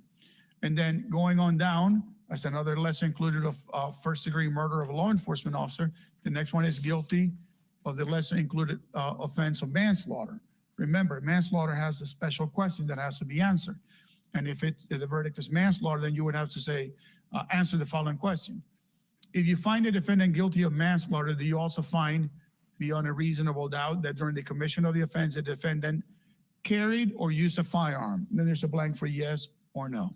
And then the words, so say we all, that tells me that the verdict is unanimous. But I want to explain that word unanimous as it relates to as it relates to first degree murder of a law enforcement officer and first degree murder. Plain first degree murder. Remember, there are 2 theories in this case. There's felony murder and premeditated murder, right? I think we went over this during jury selection extensively, because first degree murder of a law enforcement officer includes both theories. Both theories. You can have a split in your vote and the defendant would still be guilty of first degree murder of a law enforcement officer, and I'll explain that to you. If 6 of you said, well, he's guilty of first degree premeditated murder, and then the other 6 say, well, yeah, yes, sir. And then the other 6 say he's guilty of first degree felony murder, then he is guilty of first degree murder of a law enforcement officer, because collectively, all of you have agreed that he's guilty of first degree murder of a law enforcement officer under one of or both theories. Does that make sense to you? All right. Okay, I just want to make it clear, because there's alternative theories. You're still inside of the universe of first degree felony murder. Now I'm going to give you another example. If 11 of you find him guilty of first degree felony or premeditated murder of a law enforcement officer, but one of you says, no, I'm going to find him guilty of second degree murder, then that's not a unanimous verdict, because second degree murder is not part of first-degree murder. Does that make sense to you? All right, so I just want to make sure you understand that. So I just explained it in the context of first-degree murder of a law enforcement officer. That same explanation applies to first-degree murder, just plain first-degree murder. Because again, that one has those two, premeditation and felony, okay? It is the job of the foreperson to sign and date the verdict form in ink. Please don't use a pencil. All right, I'm gonna read the last page. In just a few moments, you will be taken to the jury room by the bailiff.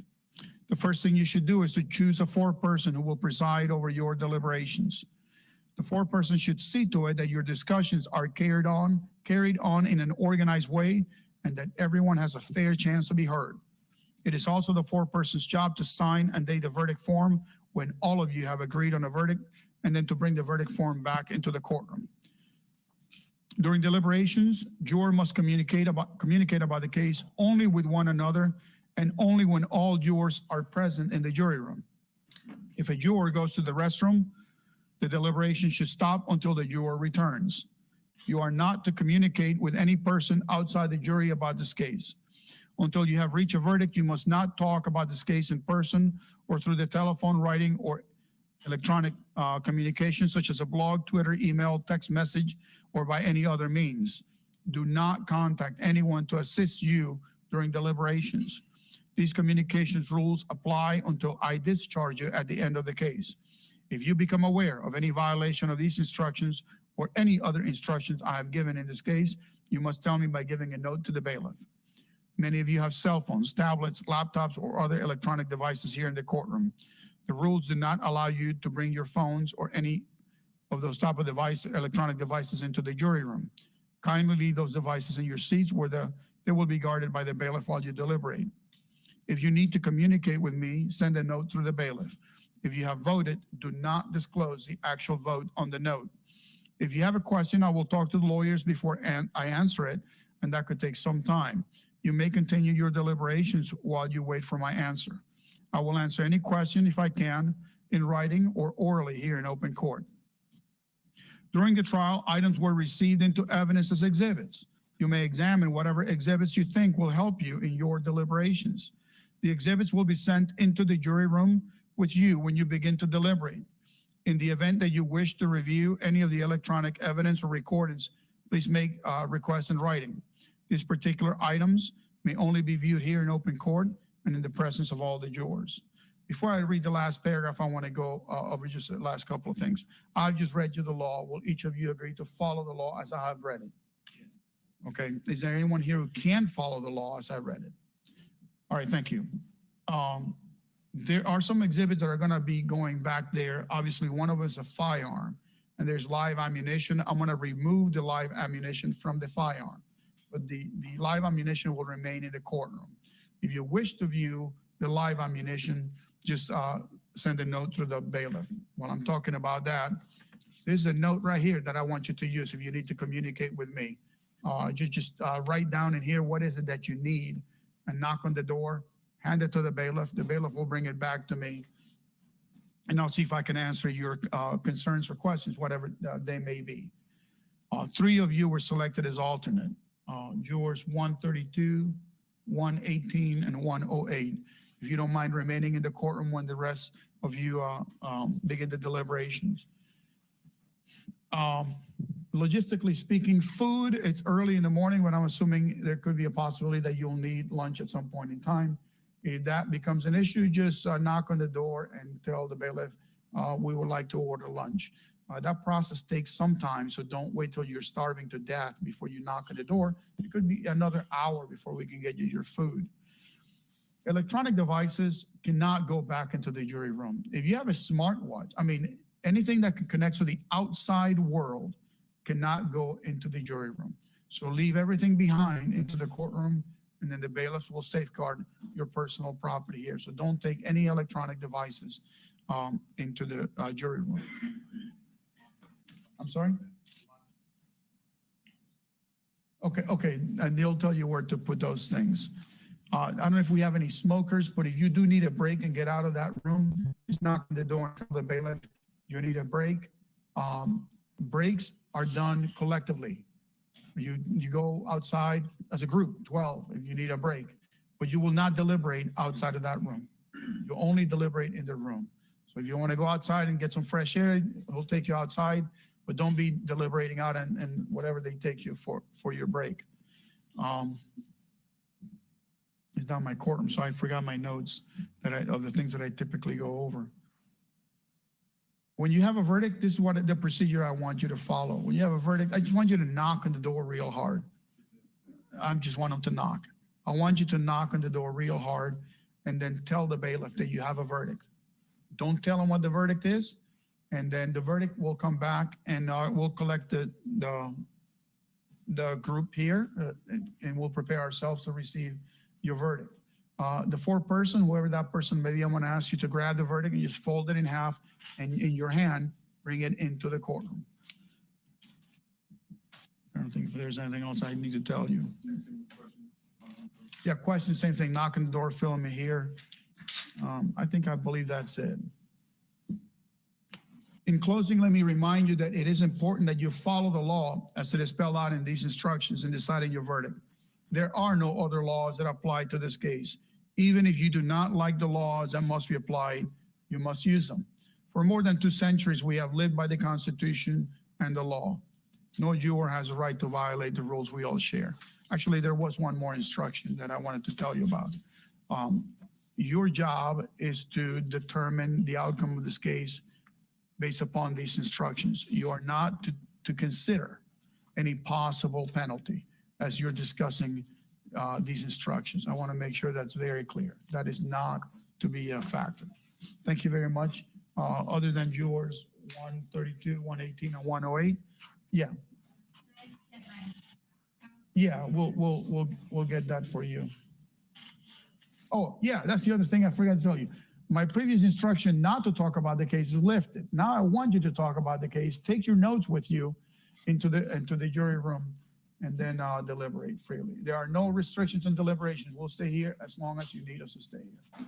All right, jury.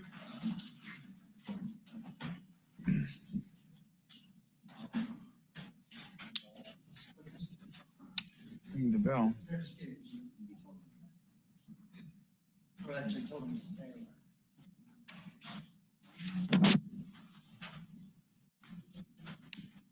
Counsel, you want to look at the evidence? Oh, I'm assuming there's one that knows how to use a computer in there. Well, they have it in there. They have it in there. So I'll leave it like, yeah. Yeah, get your personal effects and come back out.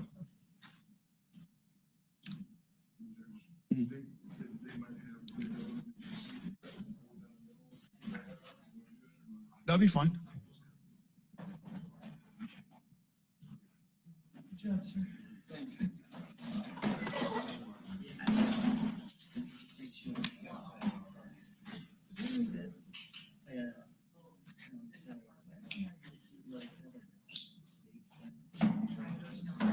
You may be seated. Thank you.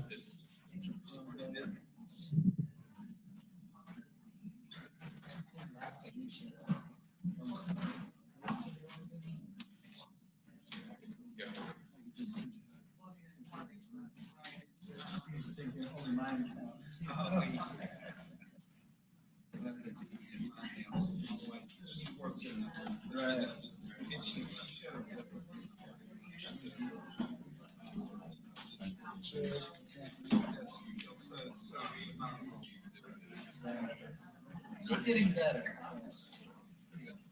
Who's going to take the evidence back there? Folks, can I get you to sit down? We're still in session. Who's going to take the evidence?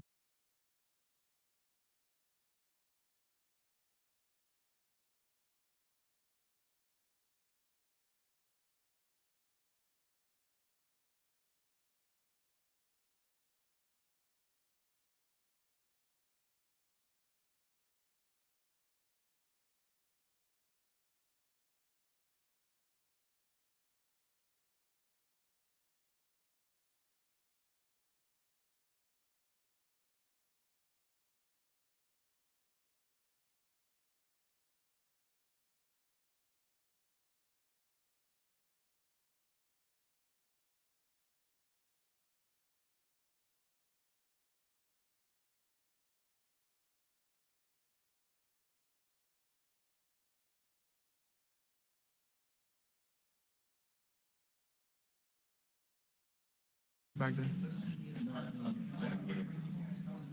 Bring the 3 out. Yeah. Okay.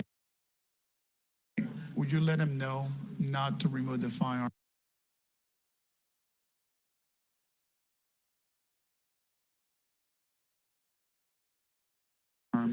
Not to remove the zip ties of the firearm. If they need it removed, we will do it for them, but not to do that, okay?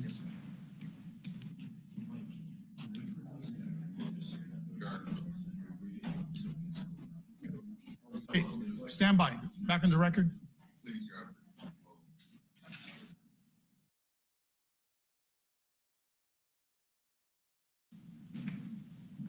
What they're gonna say here.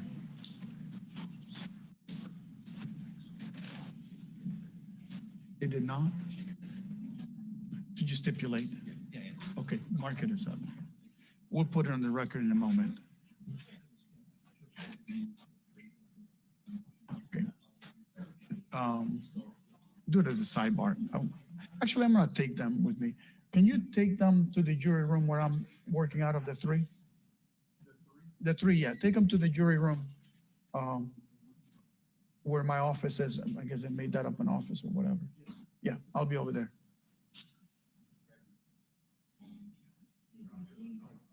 Say it again? Yeah, they need to be pulled out of there.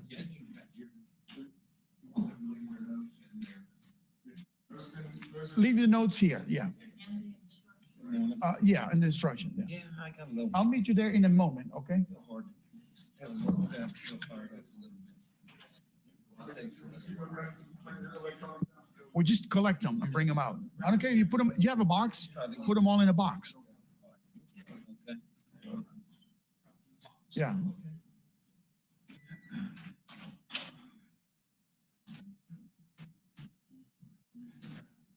Okay, let's go on the record. You wanted to, Yes, Judge, respectfully, I from Mr. Rob, went based from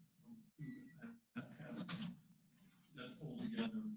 One, of course, our objection to the court and to the jury instruction, which referenced the possibility of non-unanimity with regard to the premeditated murder or felony murder component of the main charge and the lesser included charge. Murder. The other aspect of that same motion, mistrial, is I'm concerned that the court, in your review of the verdict form of the jury, talks specifically about first-degree murder and the non-unanimity issue with regard to the verdict form. I'm concerned that that discussion with the jury would has the effect of overemphasizing the aspects of first-degree murder being the original part of the lesser included first-degree murder. So that's the reason for the motion. okay, the motion will be denied. I think I'm bound by the law to use the applicable law, and that's the law of the case, I guess. Not the law of the case, but the law that's currently in place that I have to utilize. And I think the example was used, so there's some clarification to it because it is kind of confusing. Make sure that they understand what their job is. All right. Were you able to make the changes? Okay, then I need to do that right away. Yes, sir. Because I need to correct that for them. Now, what's written is not incorrect. It's just very confusing. So that was lines.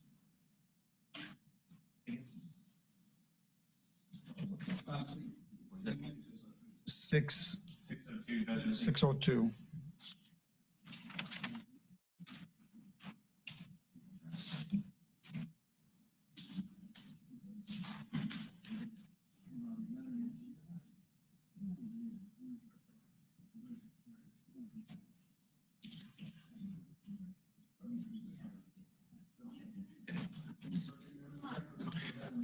You agree on the evidence? Yes, we agree. Okay, take it back.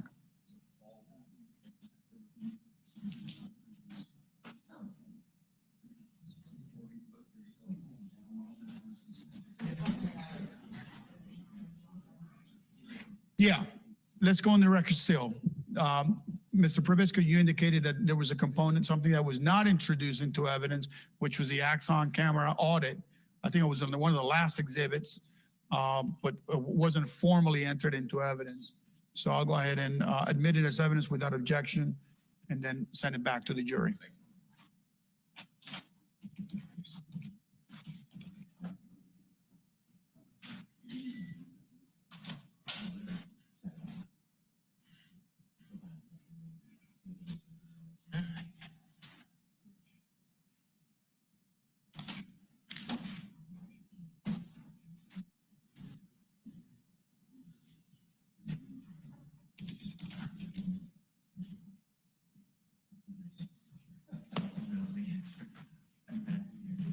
Huh? Yeah.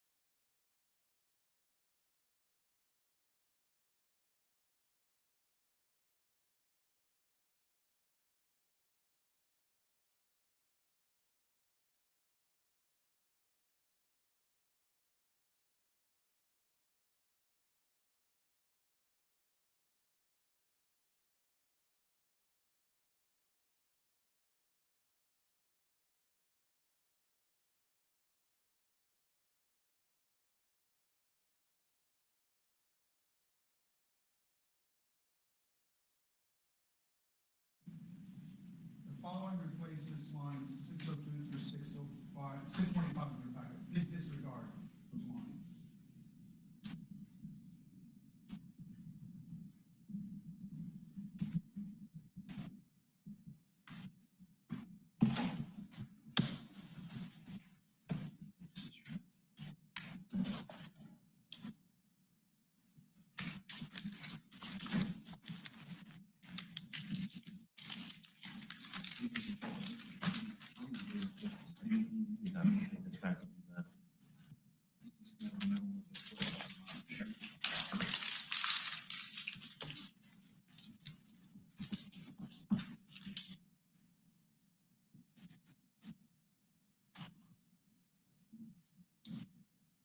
I'll tell you what, I'll wait till he comes. I gotta print it and get that. Yeah, of course, no, what I'm, I'll go back to that. yeah, whatever, works.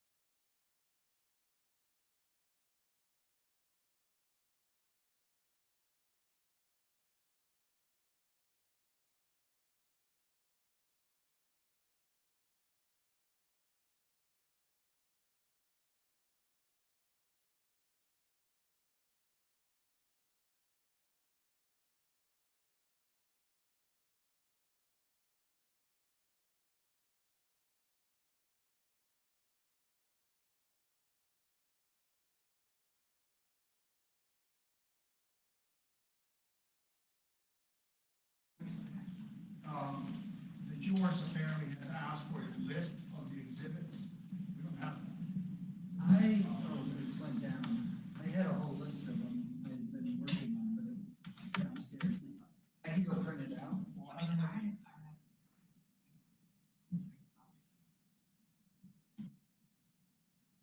Let's see. I think you have to add the defenses to that. Huh? We'd have to add the defenses to that. Oh, they're not on here? The defense should be. Yeah, no, I have to write it on here. Yeah. Is that something you created, Jason? Yeah, I can, Could you delete? I can fix it up. Yeah, yeah. Okay, just tell them we'll get them the list. If I can just take a picture of this, and then I'll.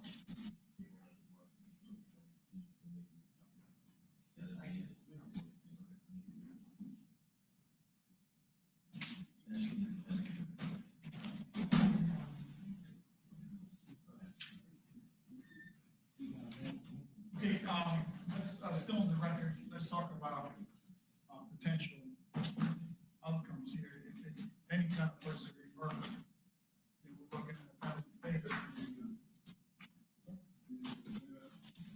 No, it's scheduled. We were discussing, Judge, possibly maybe on Tuesday afternoon, start, we talked to our doctor, he could potentially go Sunday to evaluate, walls. He set up depositions, take care of our stuff Monday and maybe Tuesday morning. The only reason is, twofold, is our, we're not available Friday, so we pushed it to Friday, he wouldn't be able to testify. And if we started much later, following Mondays, that, and also, following weeks. I think one yours is 27. Um, So, I don't know, what are you guys looking for? We'll see if you want to start on Wednesday morning. I've got 4 doctors close to the morning. I'll probably call them first. Because they're pretty short. Shorter than the other 2 doctors. And, I don't know the exact number of labels. They typically go pretty. Well, this thing goes first, so this would work. Well, right, on Tuesday. Yeah, we would only have like an hour on Tuesday possibly at most, and then, just put up a link, this is fine, even if we didn't get to post some of them, they didn't show up, we would figure it out for it. We can bring in yours for an hour. And then, I mean, you can't line up any late witnesses for Tuesday. I haven't, to be honest with you, the docket section. Right, I understand. But I'll certainly do that. Well, then, And we've got some, actually, just as, sorry. At least a few video messages.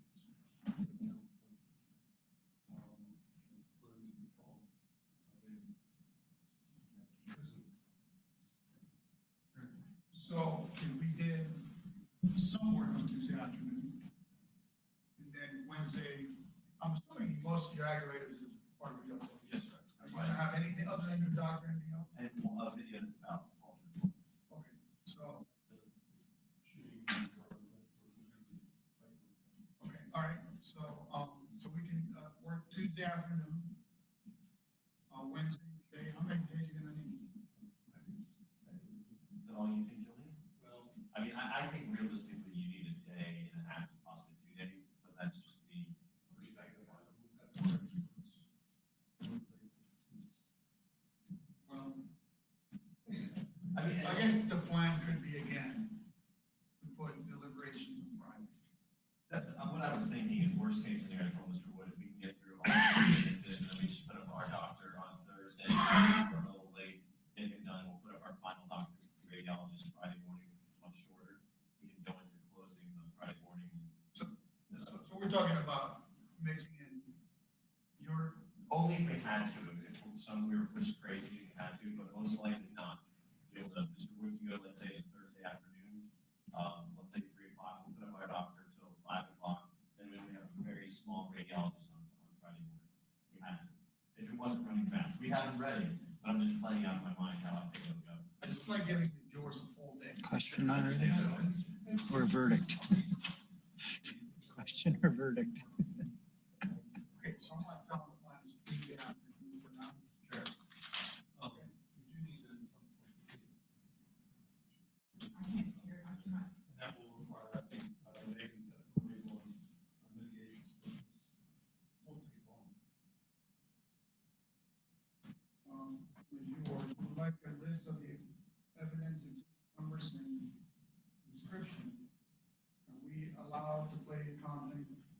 flash drive given to us as evidence, similar for the, competent interviewer. The answer is yes. They were basically referencing.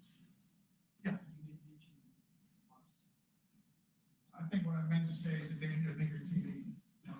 That's what I meant to say. I didn't say that. Does their TV have a DVD player or just? Flash drive. It's on the walls.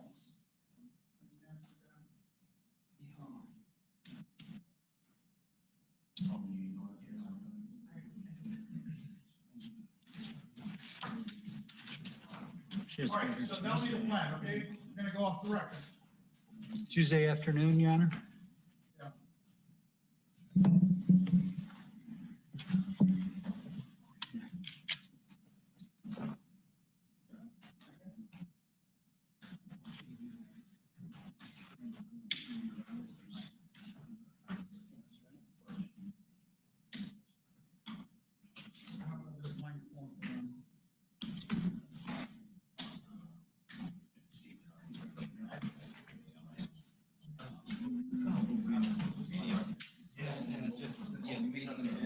Hey, Tim, real fast. Hey, Tim. So, I'm just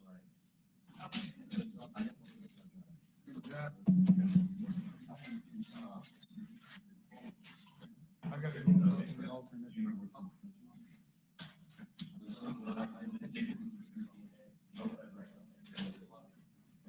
And this.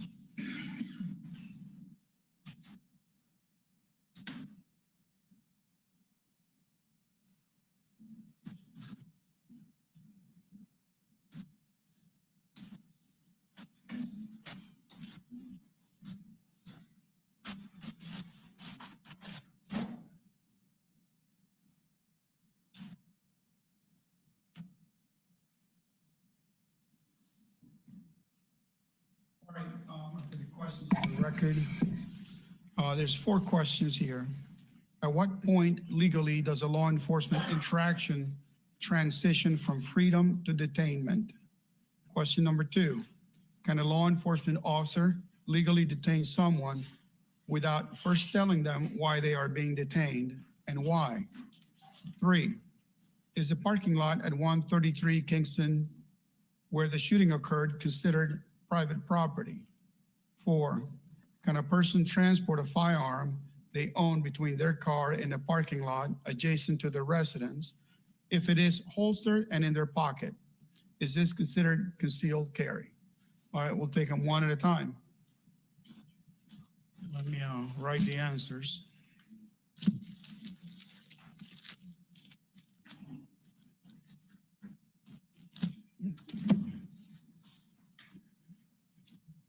What says the state to question number 1? Your Honor, I don't think that we can answer any of them.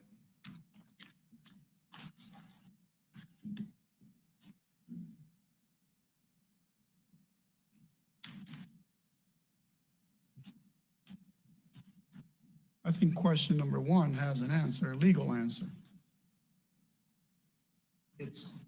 We went through this with the instructions, I think, Your Honor, and through the trial. I don't think they should receive another instruction. We'll have the question answered. Okay, what says the defense? Your Honor, with respect to questions number 1 and number 2, this is essentially anticipating this is precisely the reason why we've been fighting so hard for our motion for constructive hearing. I would renew the motion. We would renew our motion for special jury instruction. We believe that it is an accurate statement of the law. It's certainly something that is assisting the trial back. It's absolutely relevant and central point in this entire case, which we've noted our assertion that this should be out there. I would say this affirms the basis of our motion that this is a central issue of the case and the jury needs some assistance in determining this issue, which is at the heart of the factual dispute and the legal dispute in the application of the defense. So as to questions 1 and 2, we would reassert our motion for special jury instruction. How does your instruction answer question number 2? I think it would at least provide some parameters in terms of the legal obligation of a law enforcement officer and its citizen in certain situations that we described. So while my response to the information would be just the jury instruction, no, I think that the jury would be assisted as to question 2 would be if they have some parameters in which guide the encounter. I think it would help them resolve whatever factual or legal issue they're working at as to come to. If they knew what's a consent encounter, what's a probable cause, what can and cannot a citizen do, I think there could be a robust debate allowing them to answer that question. Your Honor, that's not the law in this case. That's not what the law, the instructions are for them to consider in this case. It says, at what point legally does a law enforcement interaction transition from freedom to detainment? Well, I think that's easy, when the person is no longer free to leave. I think there was a discussion about that, Your Honor, and there was testimony and argument about it.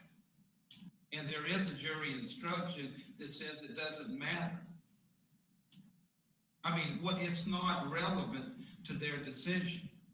What jury instruction you're referring to, the one we gave? The ones that we gave, yes, sir. Those Oh. I left my laptop in my office. Do you have the jury instruction? I've got them right here, Judge. Yeah.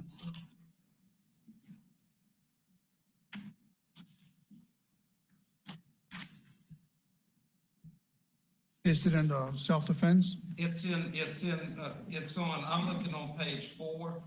I would say first where it says the person is not justified in using force to resist an arrest by a law enforcement officer, to resist law enforcement officers who engage in the execution of legal duty. And then it sets the standard if. what the conditions are.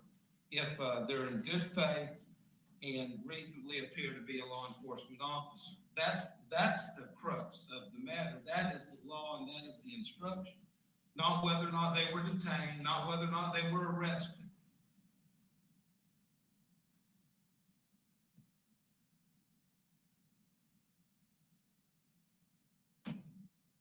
And then it goes on to talk about excessive force as a means to overcome that presumption.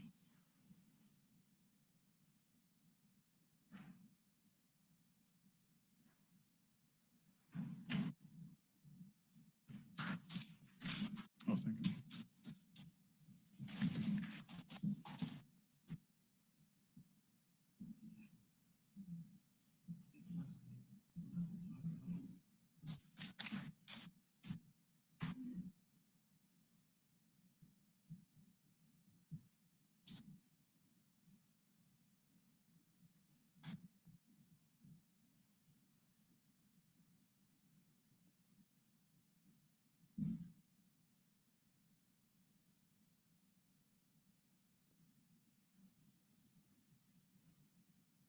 Your Honor, I would also say, if the court was considering answering this question as you've indicated, then the state would be requesting an additional instruction that says that even if the detention or the arrest is unlawful, that they still cannot resist. So it puts you right back in the same position you are now.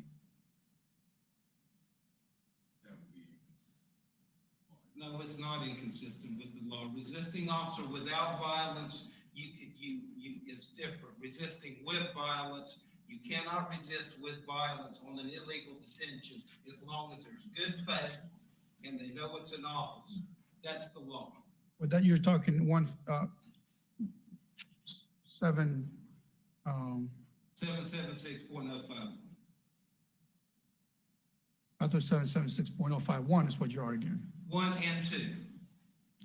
but that's what's here. Yes, Your Honor. And I'm saying if the court was inclined to say to the jury, when you're not free to leave, then necessarily we would have to ask the court to say, but that in other words, but it doesn't matter. You cannot resist an officer with violence, even if the arrest or detention is illegal. I don't know in what context they're asking the question, whether it be on Well, that's a dangerous thing too, Your Honor. the first degree premeditated, first degree felony murder, second degree murder. I don't understand the context, but I need to try to answer the question. Your Honor, I think we should move beyond if the court's not inclined to give our special jury instruction, which, again, if the regular instructions are not adequate, that's when the special jury instruction can come into play. I think by inference, we can feel that that is what is going on here in the deliberation. Disagree with the assertion, which has been the hotbed issue in the case. The state is representing that basically in no circumstance can force ever be used against a law enforcement officer. But in the very same law that Mr. Lewis cited, there are qualifications to that. If there's a lack of good faith, or if there's an unlawful duty, or if there's excessiveness, what a better way to make a determination of that than to provide the jury with a guide as to when an officer may detain somebody and what a citizen's rights are in accordance with that particular citizen encounter. If the court's not entitled to give the special instruction as proposed, then number one can precisely be answered under black letter law in our state, which is that at what point in time can a person be free? What time is the transition when their freedom has been restricted? When a reasonable person in a similar situation will believe that they're not free to leave. That testimony has come in the trial. It came in through Bedard, and it also came in through Denardi. So I don't believe that it would be providing the jury something that's outside of what they have already received, and the factual statement on the record is also consistent with the law. So at least if we want to tackle one issue at a time, our next offer to the court would be to answer it that way, which is whenever a reasonable person would believe that they are not free to leave, would be the answer to number one. And Your Honor, there was was also testimony that you couldn't resist with violence, even if the detention, even if it was unlawful. So you can't have your cake and eat it too.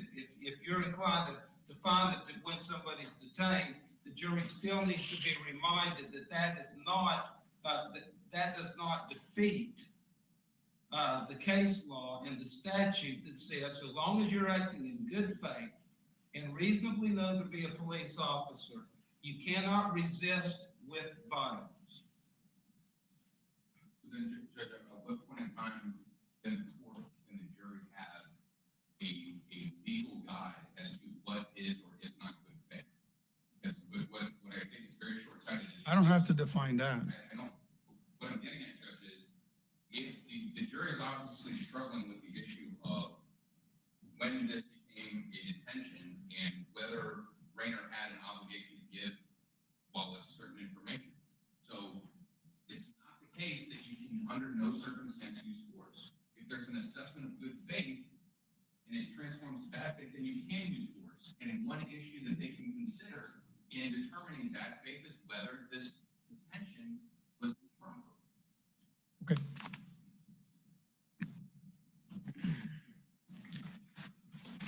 And again, Your Honor, the further legal support would be for the many cases to say if a person is being subject to unlawful force and they resist unlawful force, that is not a lawful execution of a duty. And you can't be convicted of battery on a law enforcement officer or resisting with violence in certain situations. But I remain convinced that you cannot use deadly force to resist an unlawful force unless deadly force is being used against you, I suppose. I mean, that's been my ruling consistently. Your Honor, I respectfully think that's inconsistent with what the law says. What the law says is that if you have a reasonable belief that an imminent deadly force is being thrust upon you, then you can respond in time.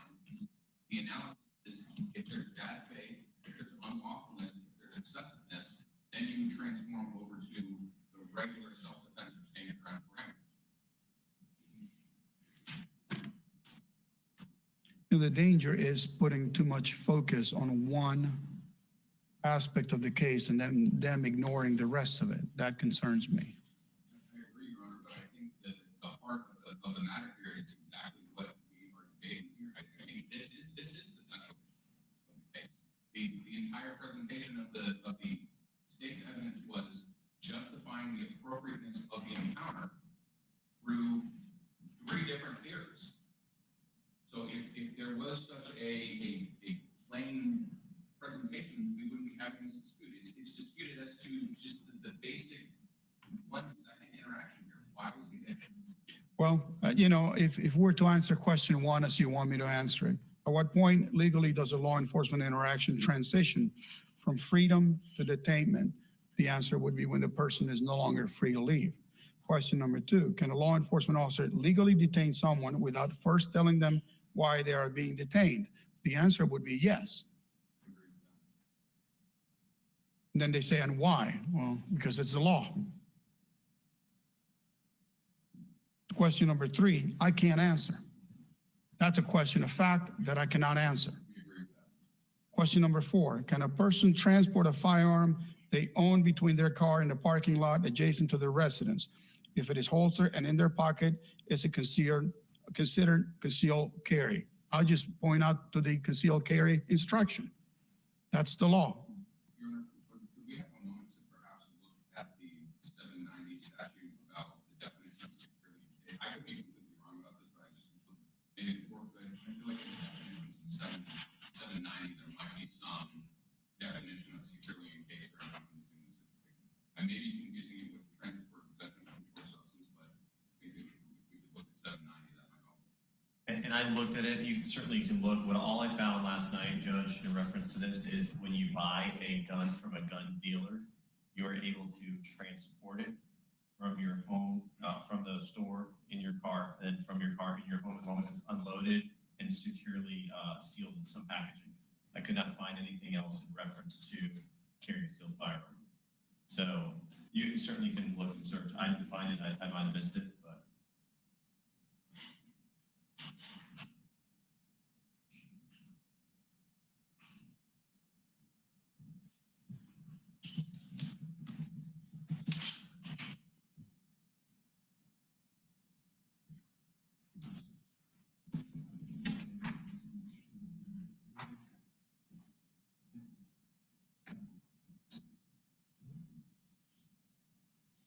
There's a word, there's a definition for securely encased. There's a definition for securely encased. Means in a glove compartment, whether or not locked, snapped in a holster, in a gun case, whether or not locked, in a zippered gun case, or in a closed box or container which requires a lid or cover to be opened for access. 790.001, subsection 15.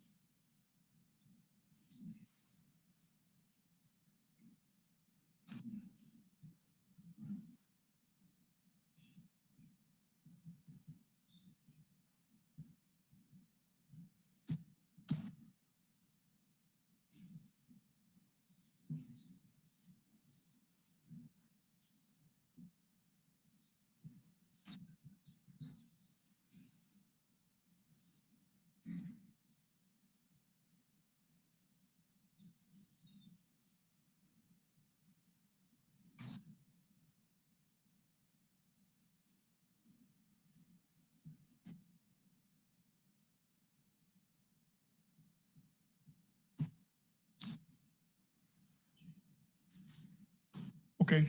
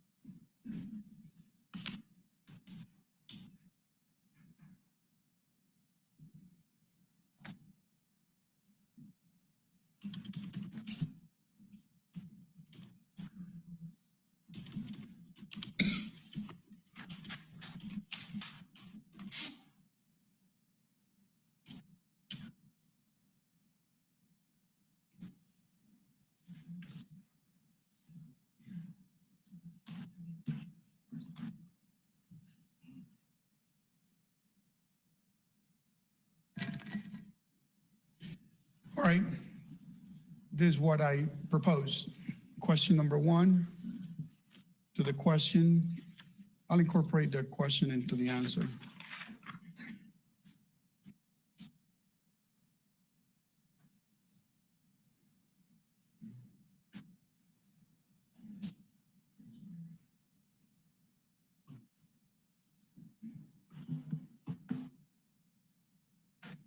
Well, I'm just going to leave it like it is. It says, at what point legally does a law enforcement interaction transition from freedom to detainment? When a person is no longer free to leave. That's the answer. 2, can a law enforcement officer legally detain someone without first telling them they are being detained? And why? Answer. A law enforcement officer can legally detain someone without first telling them that they are being detained. That is the law. 3, is a parking lot at 133 Kingston where the shooting occurred considered private property? The question is a question of fact which cannot be answered by the court. 4, can a person transport a firearm they own between their car in a parking lot adjacent to their residence if it is holstered and in their pocket? Is this considered concealed carry? Please refer to the jury instructions on unlicensed carrying a concealed firearm. Yes? Okay, I'll go print it, show it to you, and then send it back to them, staple with their questions, okay? Be back in a minute.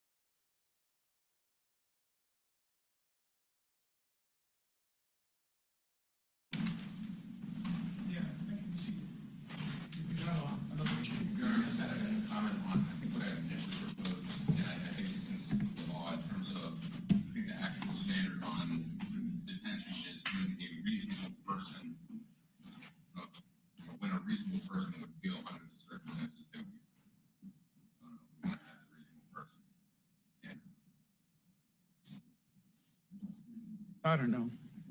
Say it again? I think what the law says is a person is detained when a reasonable person in the same situation would feel as though they are not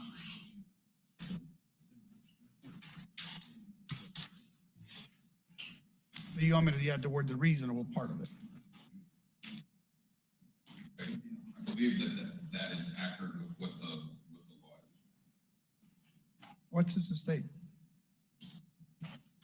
Your Honor, I think it is a reasonableness standard. A reasonable standard, I It's understand. subjective. I'm trying to make it as simple as possible for them. When a reasonable person would not feel free to leave Okay, under the circumstances.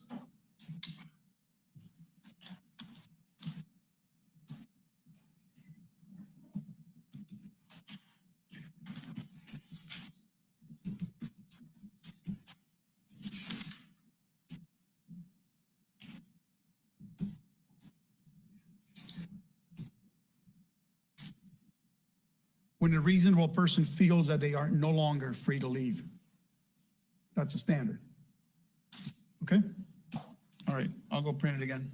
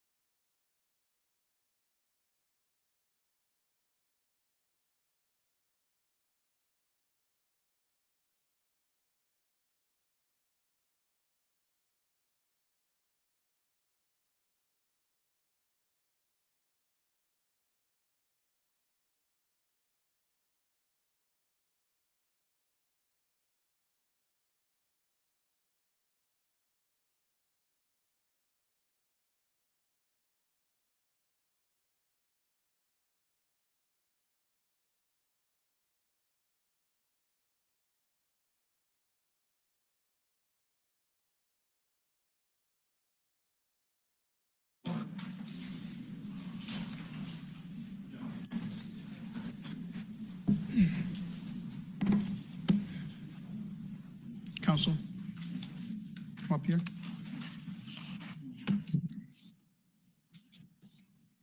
This is what I'm gonna give him.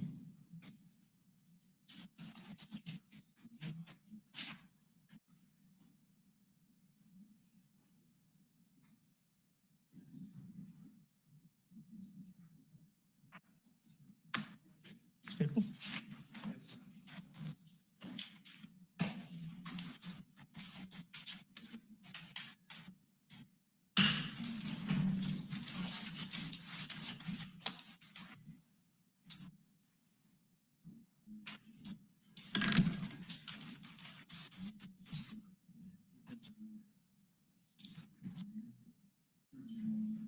Sorry? That's what they fill. They only have one at a time. Extra? Oh, yeah. I never. So this is number 2. The one that they already, I took care of, this would be number 3.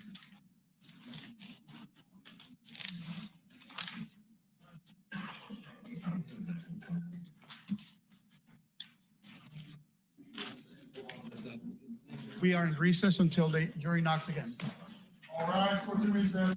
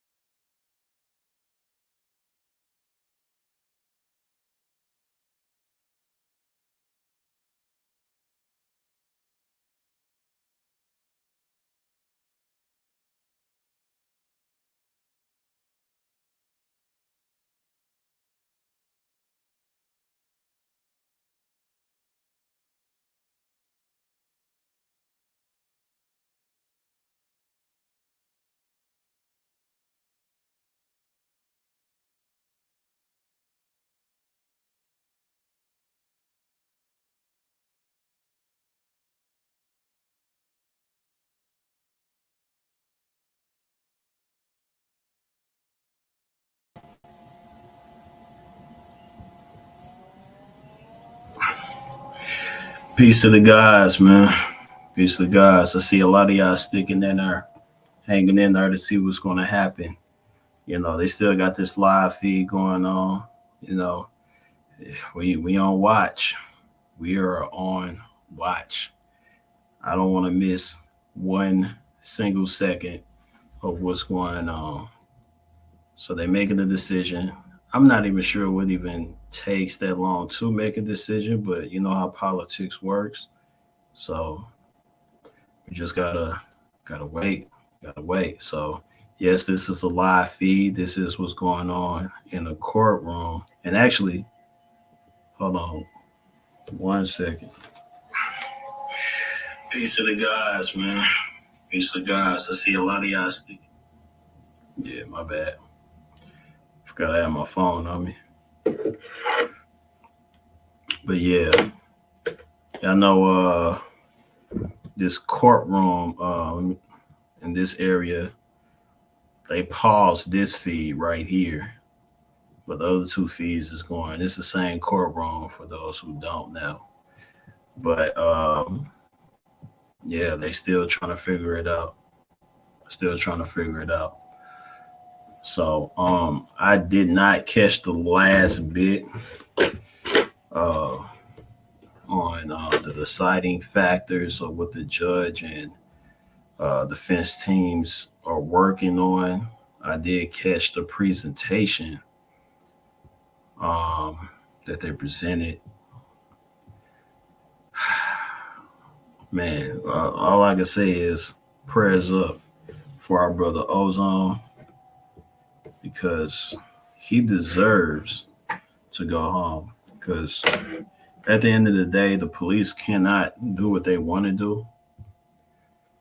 I've seen so many people try to walk away and then get hit with resisting arrest. I've seen many people that actually, and we saw this on video, on people doing exactly what the police say, and something still happened to them. So it's so much. It's almost like, hey, I don't know what to do. If I listen, something could happen to me. If I don't listen, something could happen to me. So damn if I do, damn if I don't. I feel like Ozone should be free, but that's how we feel. I know we all feel the same way. Once you get into these courtrooms, they're going to do whatever to withhold their agenda. Facts are, Ozone is one of our warriors, and that's a fact. I don't know if they want to send a message to us or what. I don't know. All I'm asking y'all is whatever prayer warriors that's out there, that, you know, the manifestors out there that say, hey, man, everything I manifest, it'll always come to life. It'll always come true. We need y'all. We need y'all to really come through for this case and for Ozone to be home. I'm saying, like, in 2023, need to be home this year, not in a whole different form. I'm not talking about, we not trying to be vague with our manifestations. I need Ozone in that skin that you've seen in the courtroom to come home now this year. That's what we need to manifest on. So not no second coming, no, none of that. So our brother do not need to be put in a chair for lethal ejection. Excuse me. So have our brother to come on. Because I would ask the jurors, of course they're not listening, but if they was in that predicament that Ozone was in, what would you do? in the dark in a parking lot, and they already said it's a bad neighborhood. So you're in a bad neighborhood, and you know what the police do to not only black people, to anyone that they feel they have power over or that they want to show power over. Um, we all know we've seen white people even post like, "Hey, police brutality doesn't just exist with black folks. It happens to us all the time. It just doesn't get the social media attention and blah blah blah blah blah." But hey, if it's happening, then why don't we just go to the courtroom and stop it? Especially when it comes to this case. How are we going to? What ways are we going to know to protect ourselves? Like what type of self defense? What is self defense at this point? What is self defense? Do somebody actually have to shoot you for you to shoot back? Does somebody actually have to pull out their gun? Because I know that most trainings, once you touch your gun, you could easily, all it takes is seconds. It's just a squeeze of a trigger and somebody gone just like that. So do I have to wait to someone pour their gun out first in order for me to pull my gun? Now it's Wild Wild West style to see who can pull the trigger fast. Do it have to go that far? Because 9 times out of 10, the police will win, especially if they putting their hand on their gun first. So it's the Wild Wild West. Who's going to get to it first?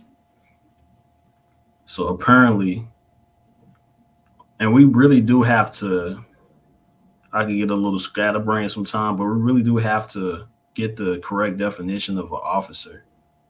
Because I thought all officers have to be voted in. I don't think that was brought up in the case. I'm saying if that's true, if officers have to be voted in, that means we have to check the records to see if so-called Officer Raynor was an actual officer, or was he just a person with a badge that we assume an officer? And I feel like that's the reason why they kept on making Ozone say Officer Raynor versus just Mr. Raynor, because they wanted you to know the difference. If we assume that that's an officer, then you fall under a different category, you know. So I felt they made Ozone say no, it's Officer Raynor. Officer Raynor. He don't know that was an officer. Just because you wear a uniform doesn't make you an officer. So I thought you had to be voted in to be an officer. So, and most people with badges on the streets are not voted in. So, but you know how they go with them loopholes. You know how they go. So if that's the case, technically he did not shoot an officer. But, you know, of course they didn't want to bring that up. Of course they didn't want to bring that up. So as long as they got this live up, I'm going to keep my live up, by the way. And hold on.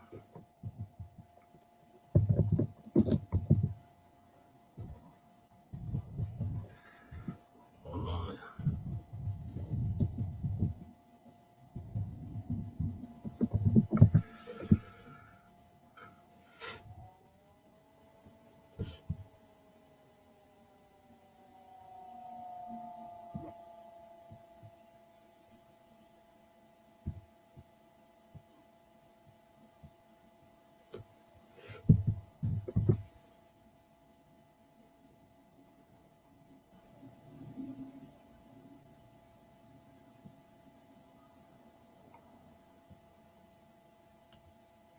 1 second.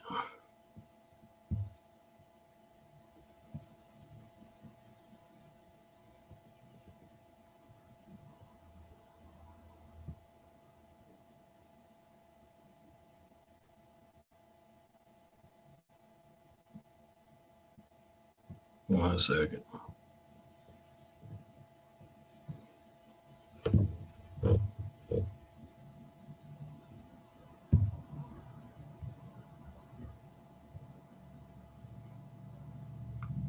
Like I say, as long as it's live up, I'm gonna keep my live up. Just in case they want to show us anything.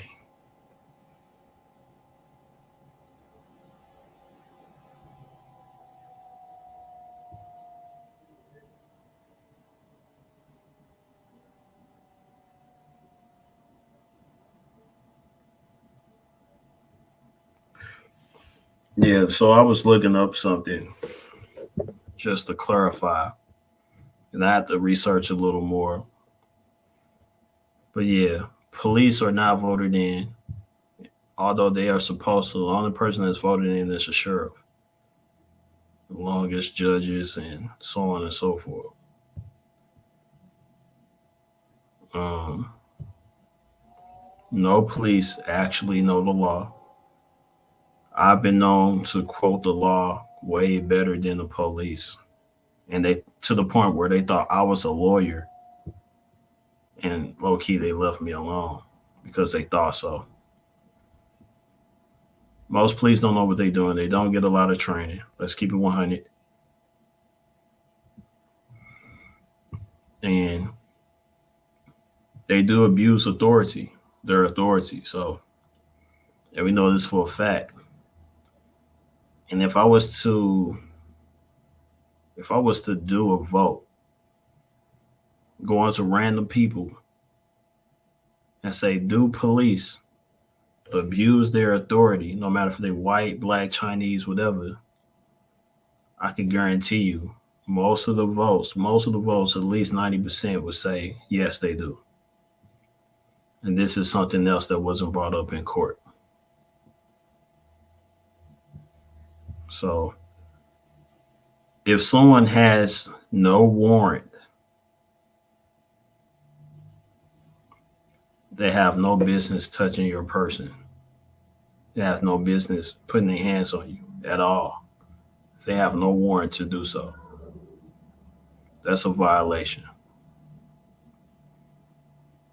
And I'm going to tell you some things you can definitely look up. That's a violation.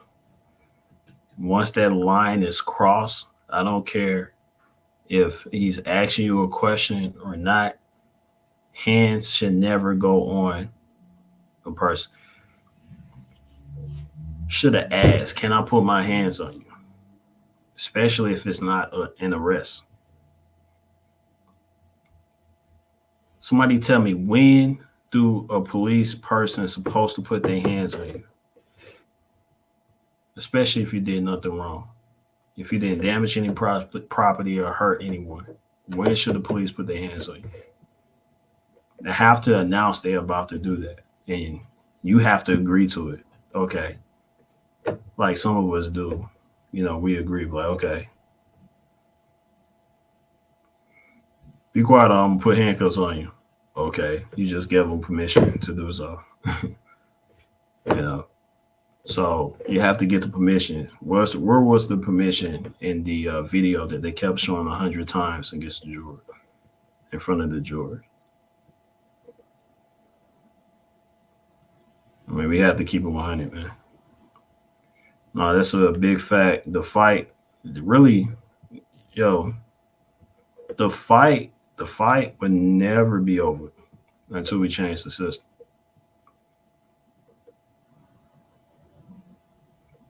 The fight should never be over. The police didn't even have on gloves, yo. That's the thing. I thought they was going to bring that up. So the answer to that question is yes. It was brought up just a little tiny bit. It was a little tiny piece that was brought up about that officer, saying that he usually put his hands on people. But that time that the ozone defense lawyers actually showed that, I don't know what the case was, but they actually put the person in the back of the police car. So I don't really know. I don't really know exactly. Um, what was the Ozone's police? I said Ozone's police. What was Ozone defense attorneys was really on? Because I was waiting on him to bring up all types of things on Raynor.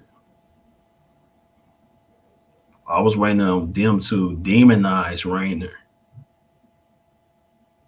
I really was.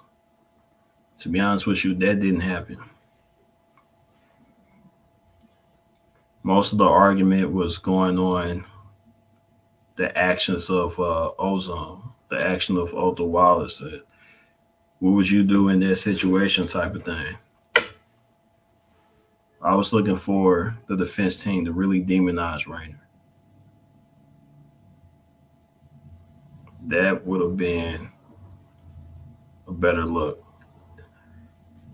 It probably would have been overruled, but I would have at least tried. I would at least threw that up in there. And I just wonder how things would actually look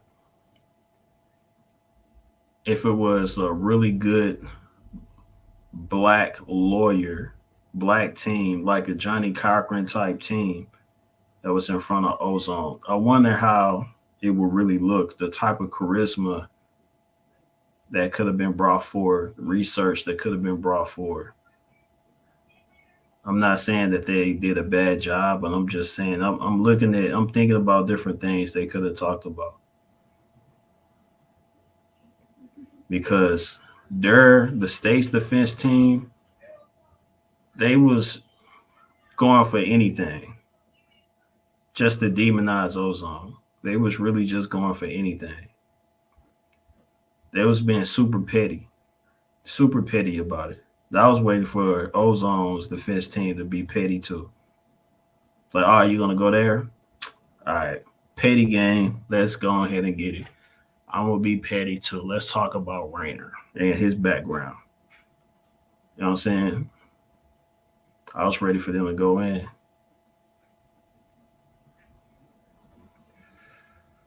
So, I mean, maybe it wasn't, but I would have tried, because the thing is, it's not about what the judge thinks. It's all about what that jury thinks.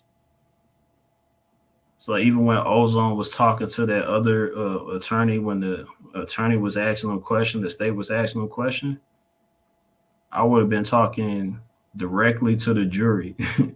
Like, here's what I know, jury, because that's the ones that need to listen, that's making the decision ultimately.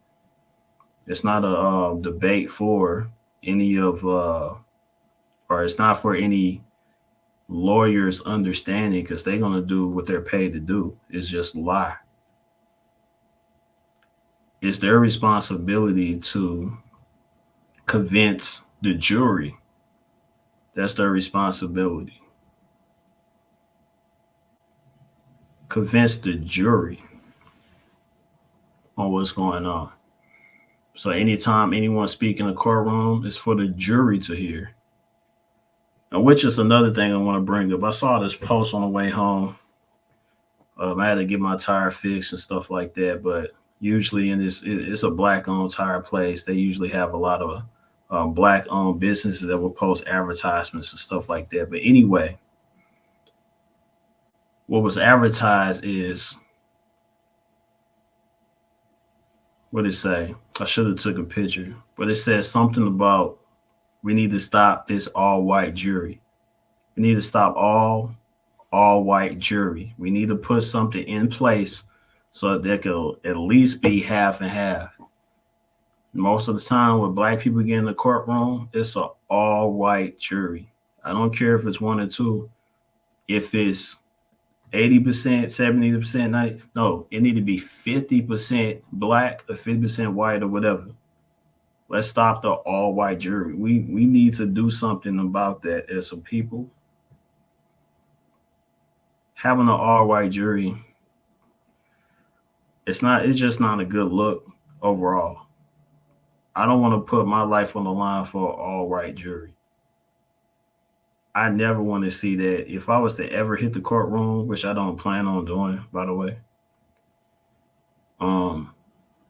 I wouldn't want to see an all-white jury. Just I'm being very serious. We are not the same. My people and that type of people are not the same genetically, the way we look. No, it's supposed to be, that's right. I said it's supposed to be a jury of our peers. White people, believe it or not, they are not our peers. They are not us. It's a whole different species. A lot of us need to really understand that it's a whole different species. It's like an elephant judging a cow. You know what I'm saying? It's like a bear judging a tiger. You know, like, what are we doing? Shoot. And why can't it be an all black jury? Because you know damn well with white people it's going to be a white jury. Let's keep it 100. And why we can't have an all black jury and a black judge? You know what I'm saying? Why? Why is that fair? How is that fair in this white system? And they know it's a white system. In this white system, when a black person get in the courtroom, most of the time, the black person will be going to jail, will be found guilty on something, even if they didn't do anything. Supposedly, all populations is, you know, the logistics, of every population is mostly white people. But yet, in most of these populations, we have mostly black people in these jail cells. It's amazing to me that the courts or whoever don't do the actual study to say, like, hey, maybe we doing something wrong, because there's more black people in the jail cells than anyone. So maybe we doing something wrong in the courtroom. They're not going to do that because they want us to go and do this free labor. They want us to do that. They want us to go do free labor. They didn't want to set examples for any type of revolutionary that's out there. And this is the reason that I say this is a big case, because once Ozone becomes not guilty, you know how much of a W that is for our people?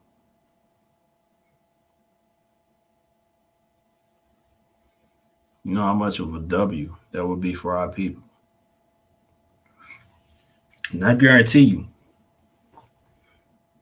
if Shoemaker them, Ozone's lawyers is able to get Ozone off, you know how many of us is going to be calling them like, hey, I need you on my hip. You know what I'm saying? Because I want to be able to call you so I could boom, boom, boom. You know, if some, just in case. So that'd be a good look for them too. And that's why it's important for them to, you know, because you're going to get more money off of black people anyway. Let's keep it 100. You're going to get more money off of black people. If I was smart, if I was the Shoemaker people, I would have did the best ever to make it seem like they the white version of Johnny Cochran or something. But yeah, it's wild, man. It's wild. So hopefully, you know, and I like to be positive. They're not making a example out of Ozone. Hopefully. And then it's gonna make all of us feel uncomfortable. Cause I said, now you know what group you're part of, Sisters on the Underground, which help with harassment and a lot of other things when it comes to people that like to take advantage of people. Let's keep it 100. it's so many police that have sexual harassment charges. Not even charges, but they have. I've seen police even sexually harass men. Now, what is somebody? What is someone supposed to do with that? Especially if the police is not even going to listen.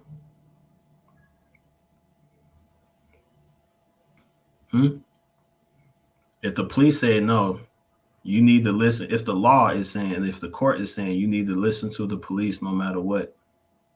So you mean to tell me I get to be traumatized for the rest of my life? Because I was told, the courtroom told me to just listen to police even when they in the wrong. So for the women out there, they get to touch all over you.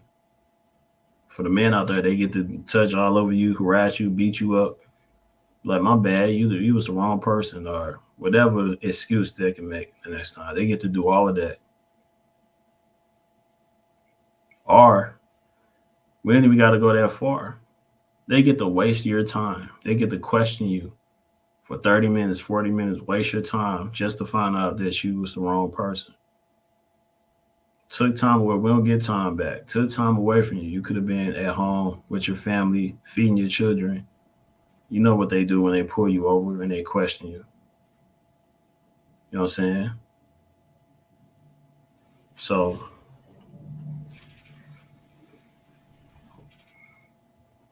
it's crazy. No updates yet. What's good? No updates yet. They still working on the joint. They still working on it. And I'm going to check, I'm going to keep the live up because this is the courtroom that they will even say, hey, we came up with a decision. This is the same courtroom. I'm going to keep it up. So whenever they come up with a decision, we'll know. We'll definitely know. Hold on.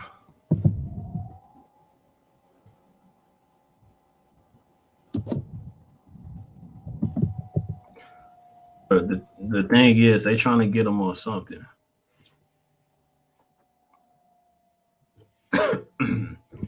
They're trying to get them on something.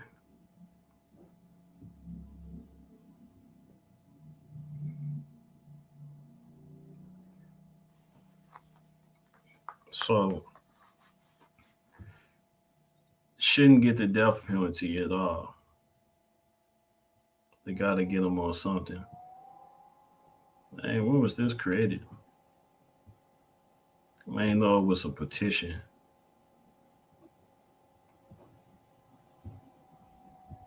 I didn't know it was why you ain't tell me it was a petition for ozone?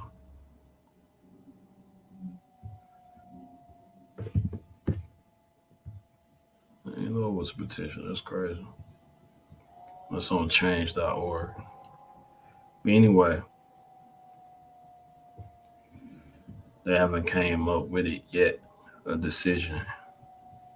They said it could be tonight or it could be tomorrow morning.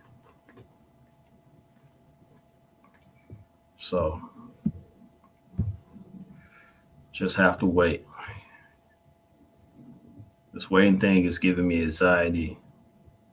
I know it's giving us all anxiety. It's affecting us all, and it's going to affect us all. So it is what it is, man. Just gotta be in good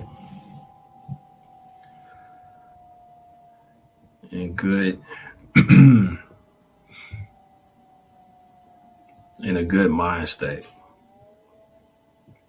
when it comes to our brother. We can manifest great things for being detailed, things like that. Let me see.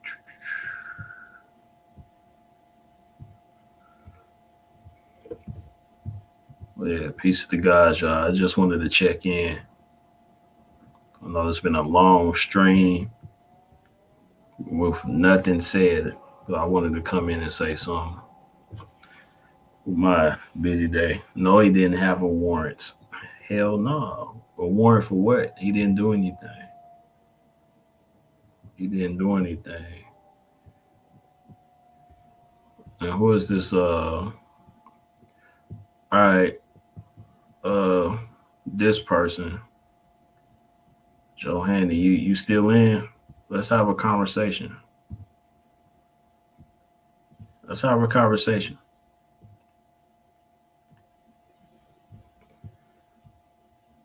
What would you do in this scenario?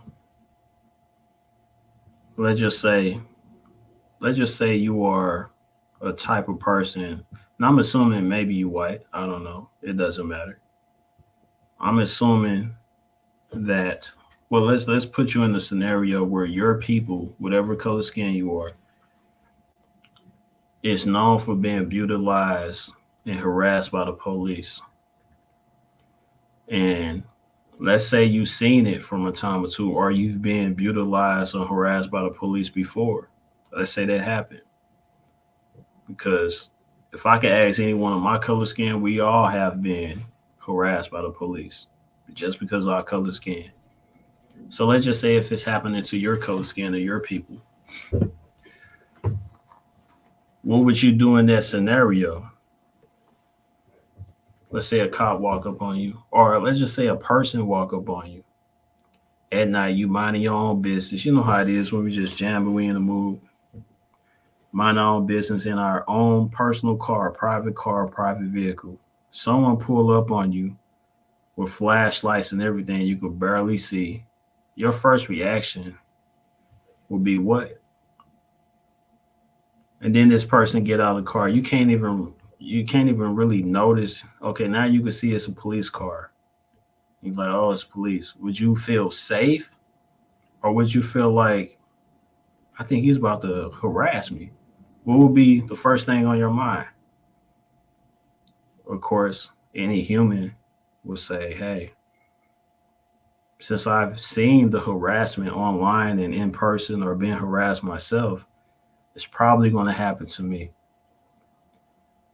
So now, this person that you are traumatized by, anyone in that uniform you are traumatized by, is now telling you to get out your car.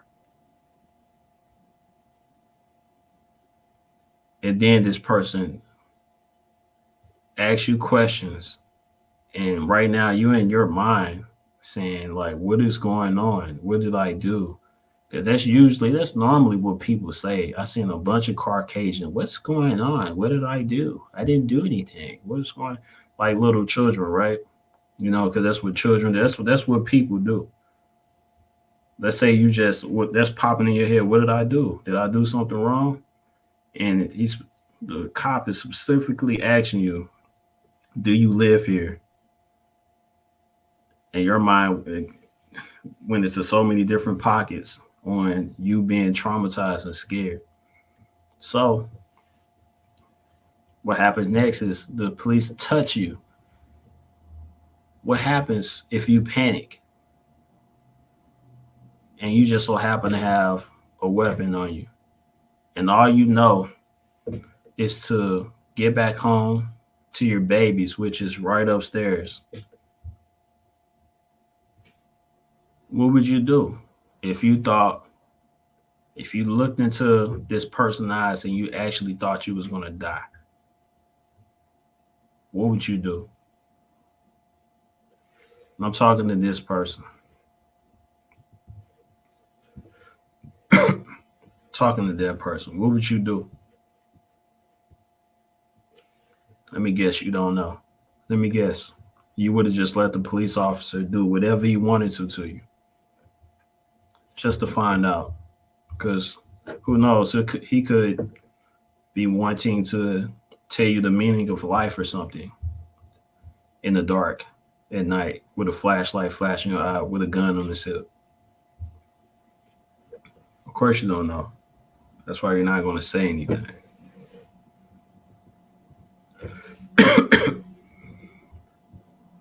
So you don't know what Ozone been through to be triggered in that way. You say like, hey, He could have felt like he was going to die. And I wish he would have really went through that whole trauma part when he was on the stand doing his testimony on how traumatized he is as just the police and the history of the police and what they did to him and his family and, so on and so forth. Just to really break that down so the jury could understand that.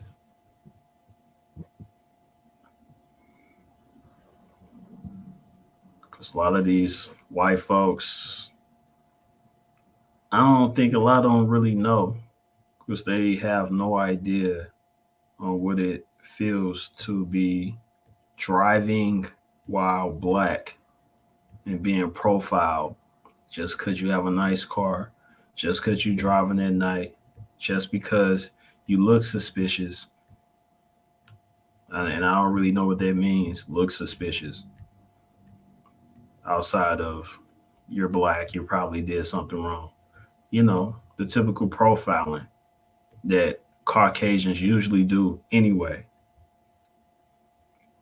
You know what y'all do when y'all see black people walking down the street, you clutch your purse or you go to the other side of the sidewalk.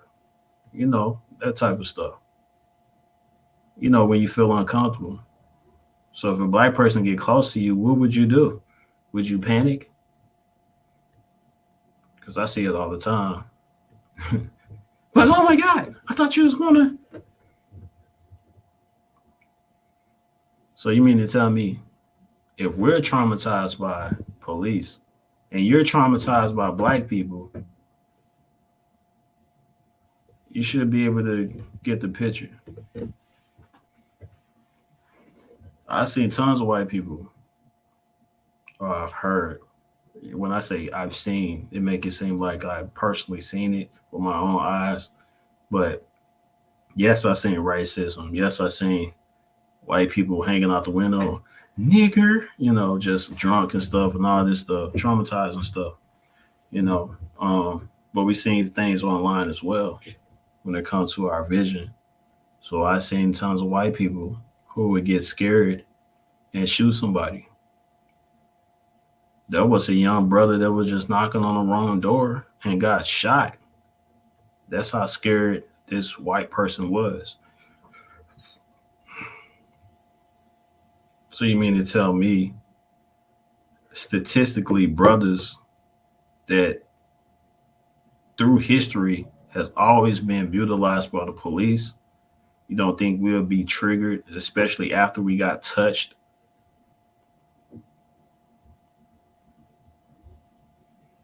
You don't think we get triggered after we got touched? After we get touched? As soon as anybody I'm traumatized by hand goes on me, my shoulder or whatever, it's a problem. It's a problem for me. And to be honest, I don't know what I would do after that. I may black out.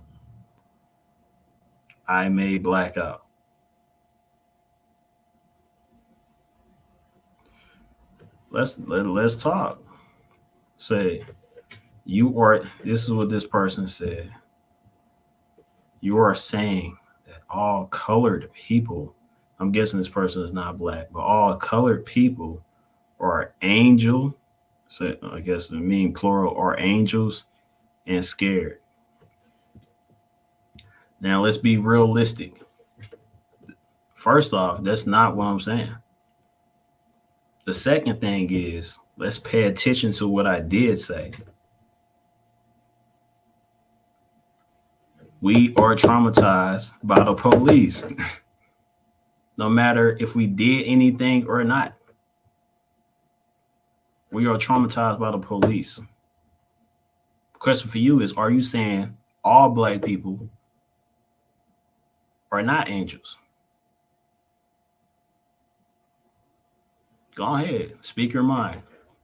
Or all black people devils? Or all black people did a crime? Tell us how you really feel.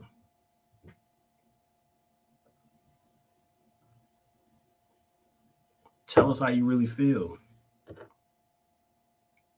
Because most of the people in this chat would definitely agree to what I'm saying. But guess what? Most of the people in this chat are also black. So who are you to tell us exactly how we feel? And that's the reason why we shouldn't have most of y'all in the courtroom.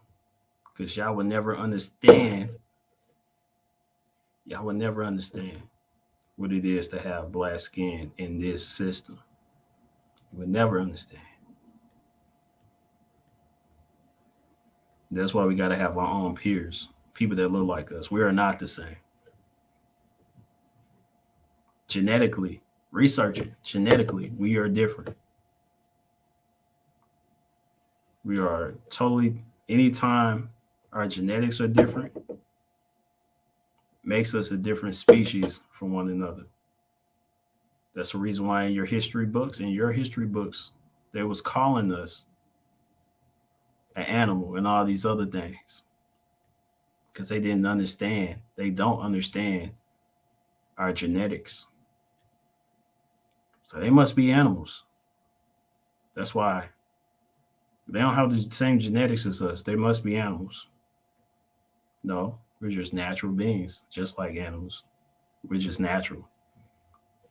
It's unfortunate that Caucasians is the only people that's not really natural to this earth. Want me to prove it? Do you have to put on something to go in the sun?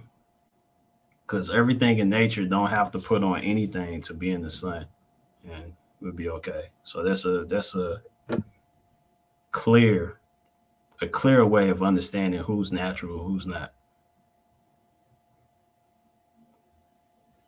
You basically have to put on some type of melanin cream just so you could be used to the sun. And all we need is melanin. We're different. And that's why you shouldn't be in a courtroom when a black person is taking a stand. We should have our own court. There's no way for you to understand anything about black people.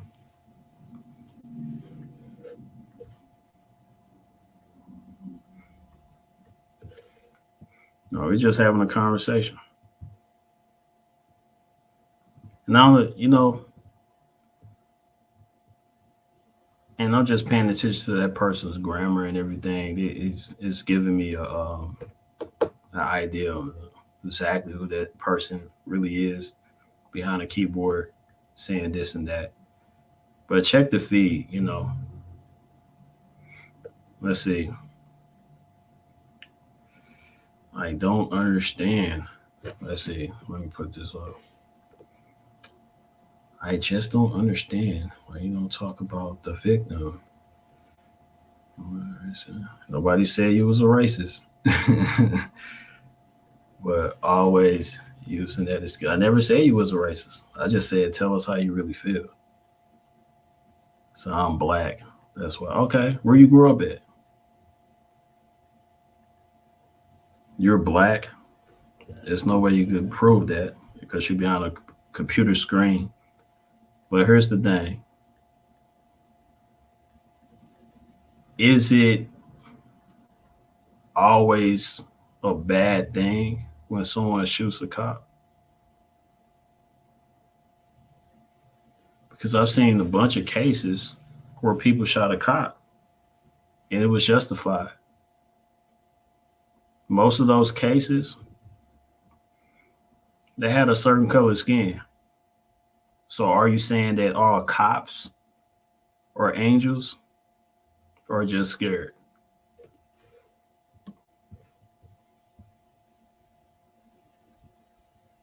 Answer that question. Are you saying our cops are angels or just scared?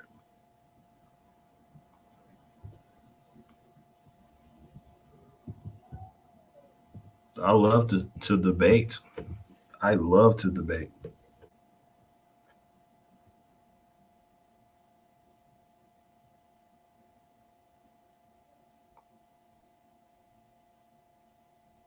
And if you are a Canadian, what makes you think you understand exactly what goes on in the U.S.?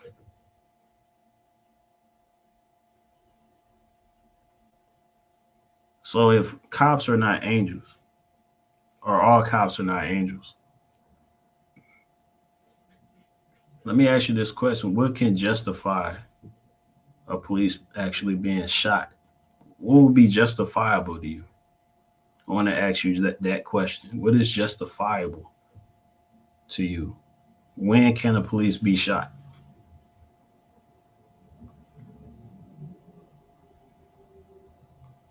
And I hope you say never. I hope you say that. But let's see what you say. Let's see what you say. When is it justifiable? Give me top 5 reasons that the police should be shot for something that they did. Top 5 reasons. Let's go.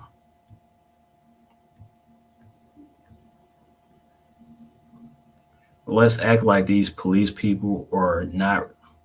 Let's act like these police people are not regular people, because they are. They are regular people.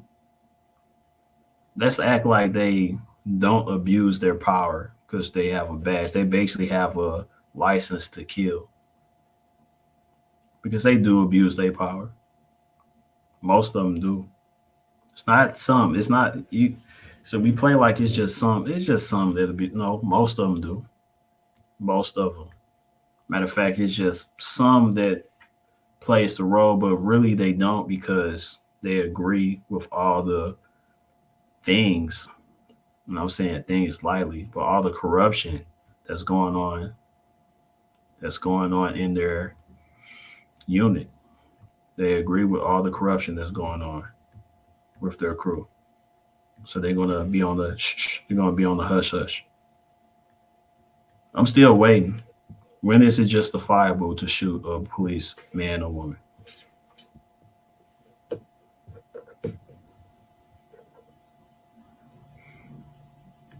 And that person gets quiet. The Canadian gets quiet. The Canadian. Not even from here. But yet, these are the same people that probably end up in a courtroom as a jury.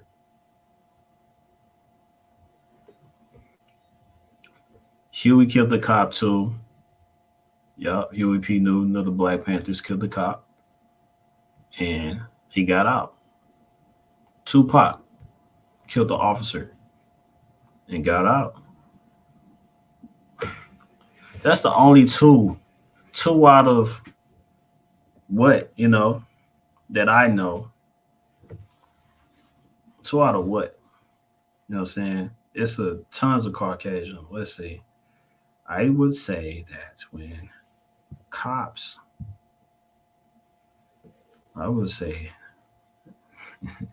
that when cops kill, I forgot his name, it was time to shoot. What?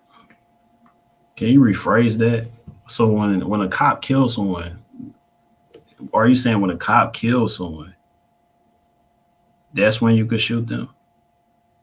I'm confused. How old are you? Now I got to question your age. How old are you? How old are you? How much experience have you had in this life?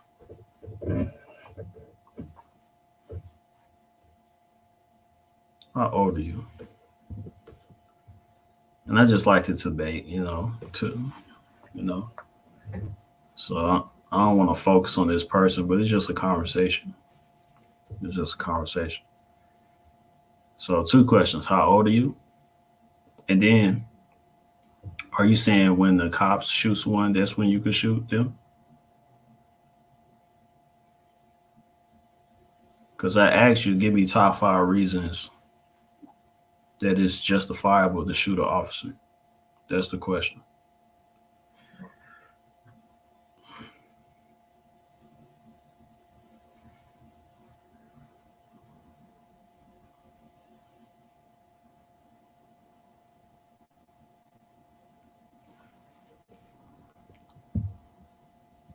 This is 100% true. lot of us ain't going to the courtroom. That's 100% true. But I will say, every time we go to a courtroom, it's filled with white people. I don't think I ever seen a jury of mostly black people or even half and half. So yeah, we do complain. Some people don't go, but there's a lot of white people that don't go either. I don't think I've seen too many Asians up in the courtroom or any other races outside of white and black to keep it. I don't think I've seen a mix of other races in the courtroom, like a good mix, you know? So it's mostly white people. 52, that's a great age to have a conversation with. That means you've been through some things, but it sounds like you don't know too much. So I'm definitely here to teach you. I really don't have to, but I'm just here to make a point to the people.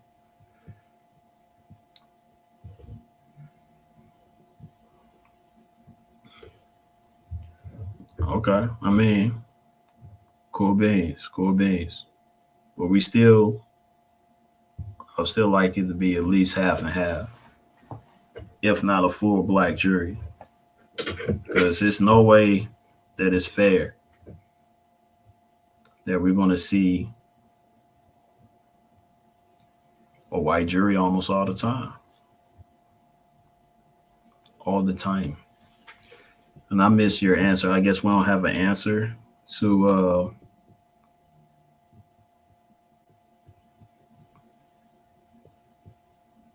what? When the cops, 4 of them, killed the guy, I can't breathe.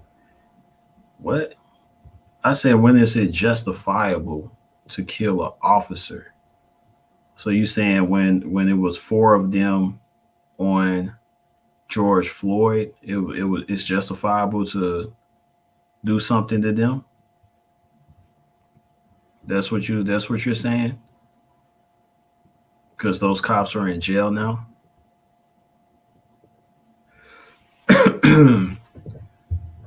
So we gotta wait until a person dies in order to. So in Ozone's case, he had to be shot first. Is that the only justified? Because I asked you to give me 4.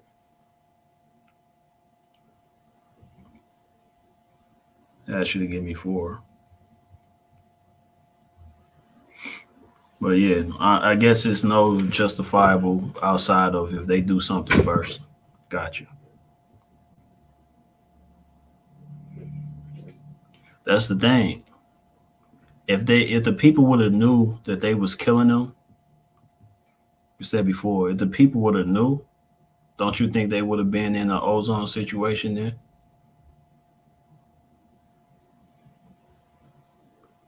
Because if it's a one-on-one thing, how would you know? It's just something that you feel. Now, if you're terrified, you're going to do what you have to do. Now, proper training is to get that close to people because you're putting yourself in danger. You're putting yourself in danger.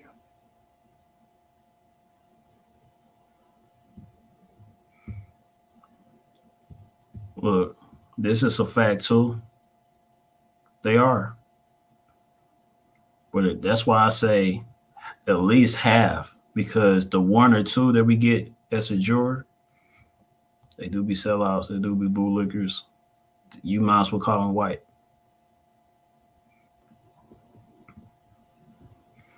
But I'm going to tell you, look, this person, as a Canadian, you should not have an opinion on what us in America do or say. You're a Canadian. Stick to Canadian issues.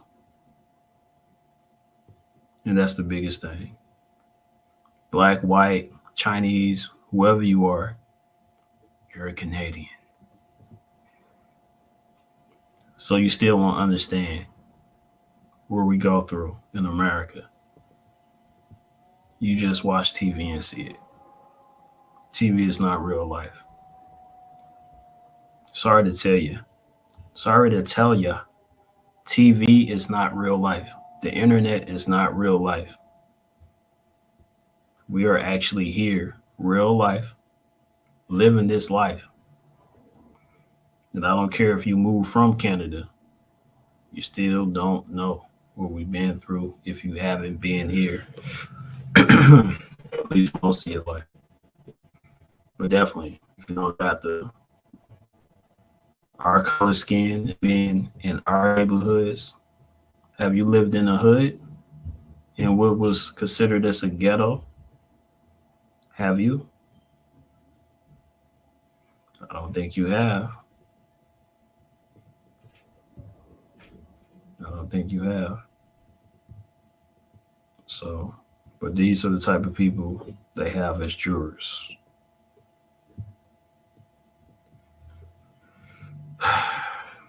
Anyway, but yeah, it was justifiable for O to defend his life. Yeah, as soon as you put your hands on somebody, it's just different. It's just different.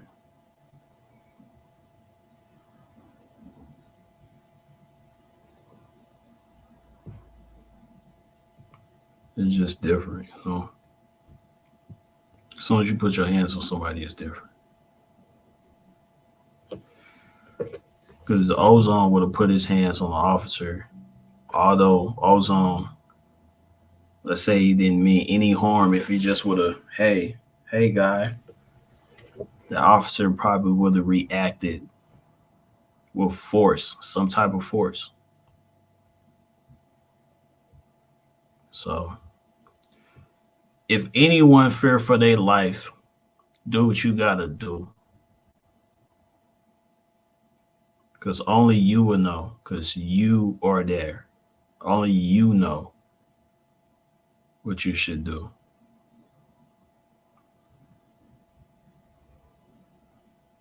Only you know.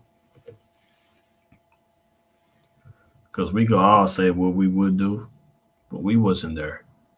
We don't know the whole scenario. We don't.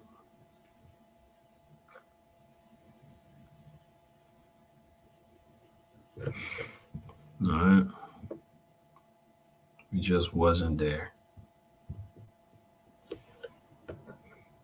I don't know what I would have did.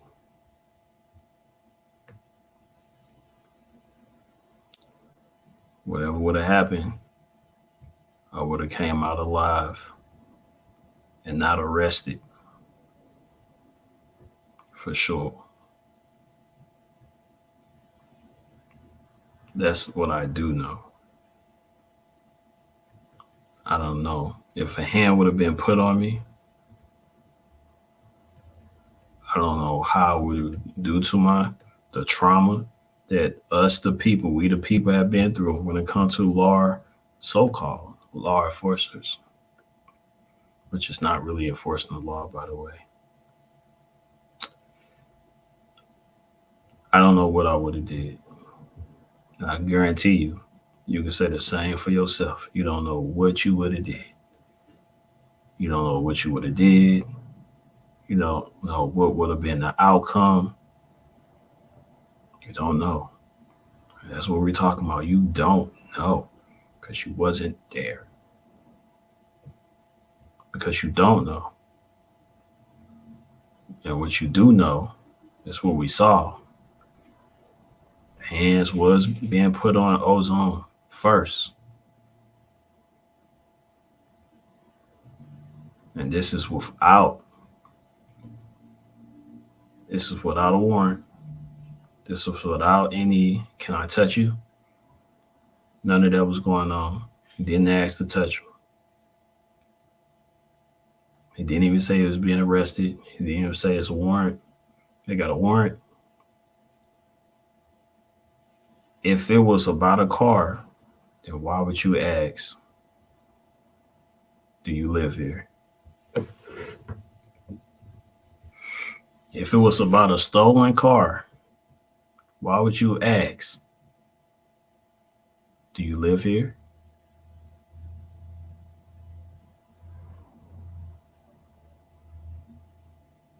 But you there for a stolen car. If it was a stolen car, do you think he'll be in front of his property with the stolen car?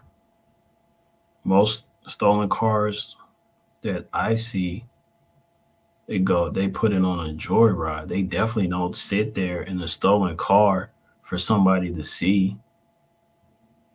You finna sit there, listen to some music and smoke some cigars in a stolen car? Who does that? Now, as a investigator slash policeman, that's what you picked up? Oh, it's got to be a stolen car. This person is just sitting there in a car chilling, minding his own business. Let me see what's up. Or would you think, I'm bored tonight. This look like a person I could harass. There's no one around. Let me see what's going to happen here. I bet you I could punk him. Because guess what? I have the badge. I have a badge. Little did he know. Little did he know.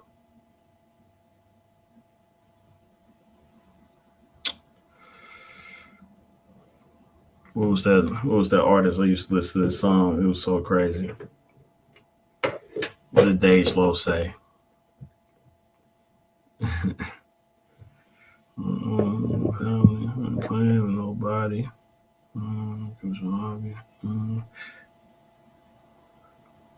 Some to macaroni. But anyway,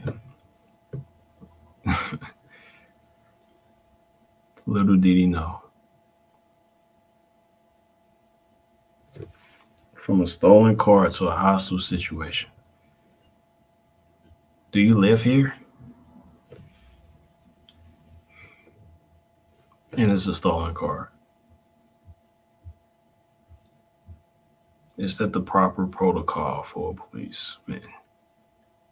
Is that the first question you ask? Do you live here? But anyway, yeah, man.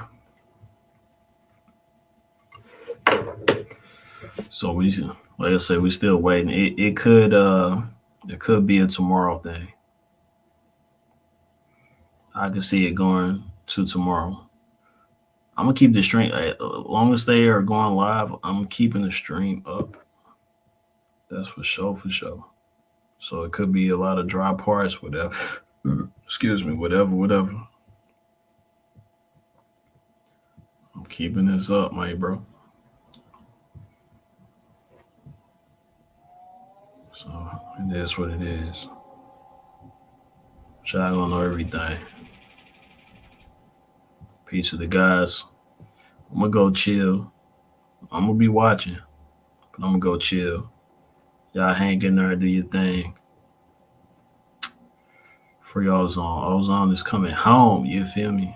Put that positive energy up out there. So I don't care if you white, black, Chinese, Mexican, whatever. We all should not be harassed by the police.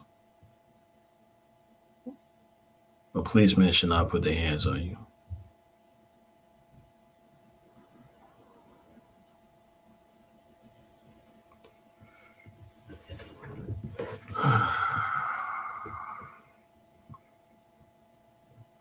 Peace to the guys. I'll be right black.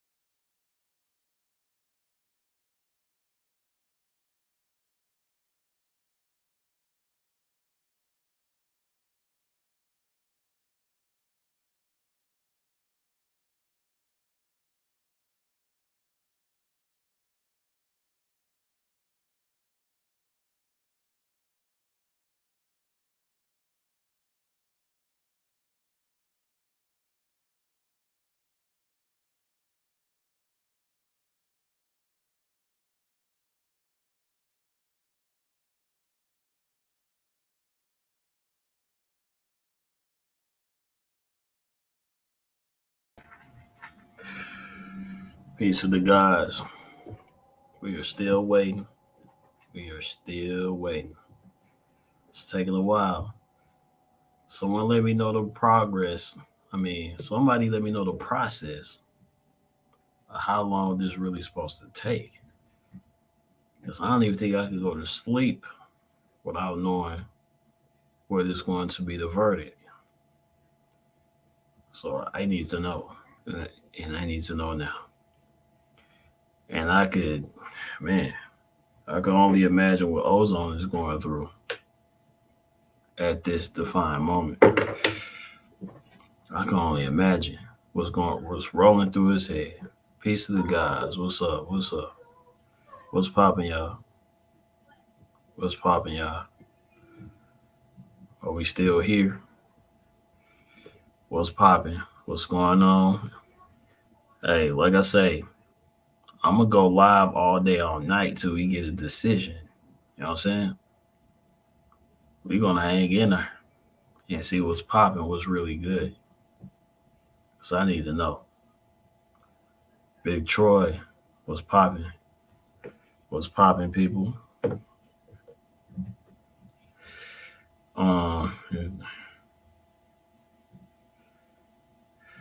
Look. Here's what I think. It's a debate going on. It's some decisions being made. It's some deals being made. In my mind, if it takes this long, there's some stuff going on. But if they wanted to put the mans in jail or whatever, or put them in a death, I feel like, hold on. Man, this dude, hey, how many donuts this dude been eating? Well, I would never ask a large cop like that to protect me, yo. What can a cop like that actually do? Hella big, man. That's crazy. Y'all see that? Well, my bad. So it's a definite debate that's going on. And what I mean by debate is it's a deal that's being made. So I don't know what type of deal. I don't know what type of decisions is going to happen. I have no idea. I know the lawyers on both sides is getting involved. The judge is involved. They got a back room for a reason. They got a little conference room, little conference area. They normally make deals back there. While the jury is doing what they doing, they're trying to figure out what's what. It don't take that long for the jurors. Trust me. Listen to me. It doesn't take that long for the jurors to make a decision. It's not like they have a 1,000-page paper that they have to write. They're not back there writing essays and stuff like that. You know what I mean? They're not back there doing all of that. Some of us know how jury duty is and what happens. You know, they not. Yeah, they ain't no talking to the jury really, but they got the information from the jury for sure. Now it's up for the lawyers and the judge or whatever to make the decision on what they want to do. You know what I'm saying? So I would love to have the camera in that room to see what are they talking about. What's going on? But there's definitely some deals being made.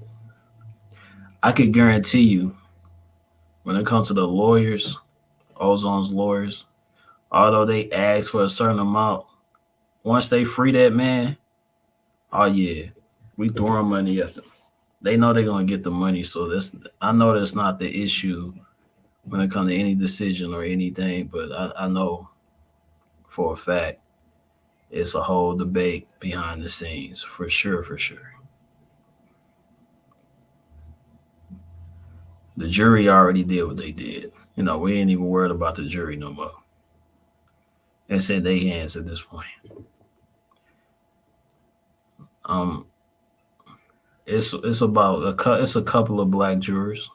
It's a couple of them, but mostly white. Somebody mentioned earlier, a lot of times those black jurors, they be white too. White in the mind, little Oreo situation. You know what I'm saying? White in the inside. Little ho ho. Little ho ho. Little white on the inside. You know what I'm saying? So but nah, it's gonna they trying to figure it out. They back there arguing. They brought the law in. They brought different people in that you don't see, that you didn't see in the court. It's like, how is this going to look on paper? Every case study, listen, everything that happened in the court is a case study. So if somebody else got off for the exact same thing that Ozone did, then you're going to have to cross-reference everybody looking after their butt at this point. You know what I'm saying? So if they make a decision, all of this is going on record, then we're going to have to figure something out. They're going to have to figure something out. You know what I'm saying? Once they hit the record, then we can cross-reference and see exactly the real from the fake and what really happened. People don't want to lose their jobs and all this other stuff. Yeah, they white, they can do whatever they want to do, but when they can often mess up when it comes to some of the things that's put in print. You know, when it comes to these laws, you got to be consistent. There's a lot of us really intelligent out here. Once we see something, we're going to eat that alive. It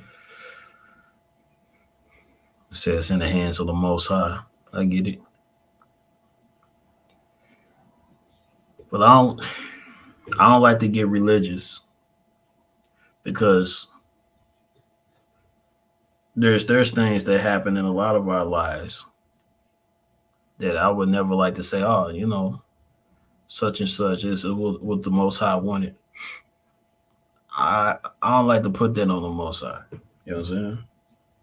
I don't like to put that on the Most High. Because then I'm going to start judging the Most High.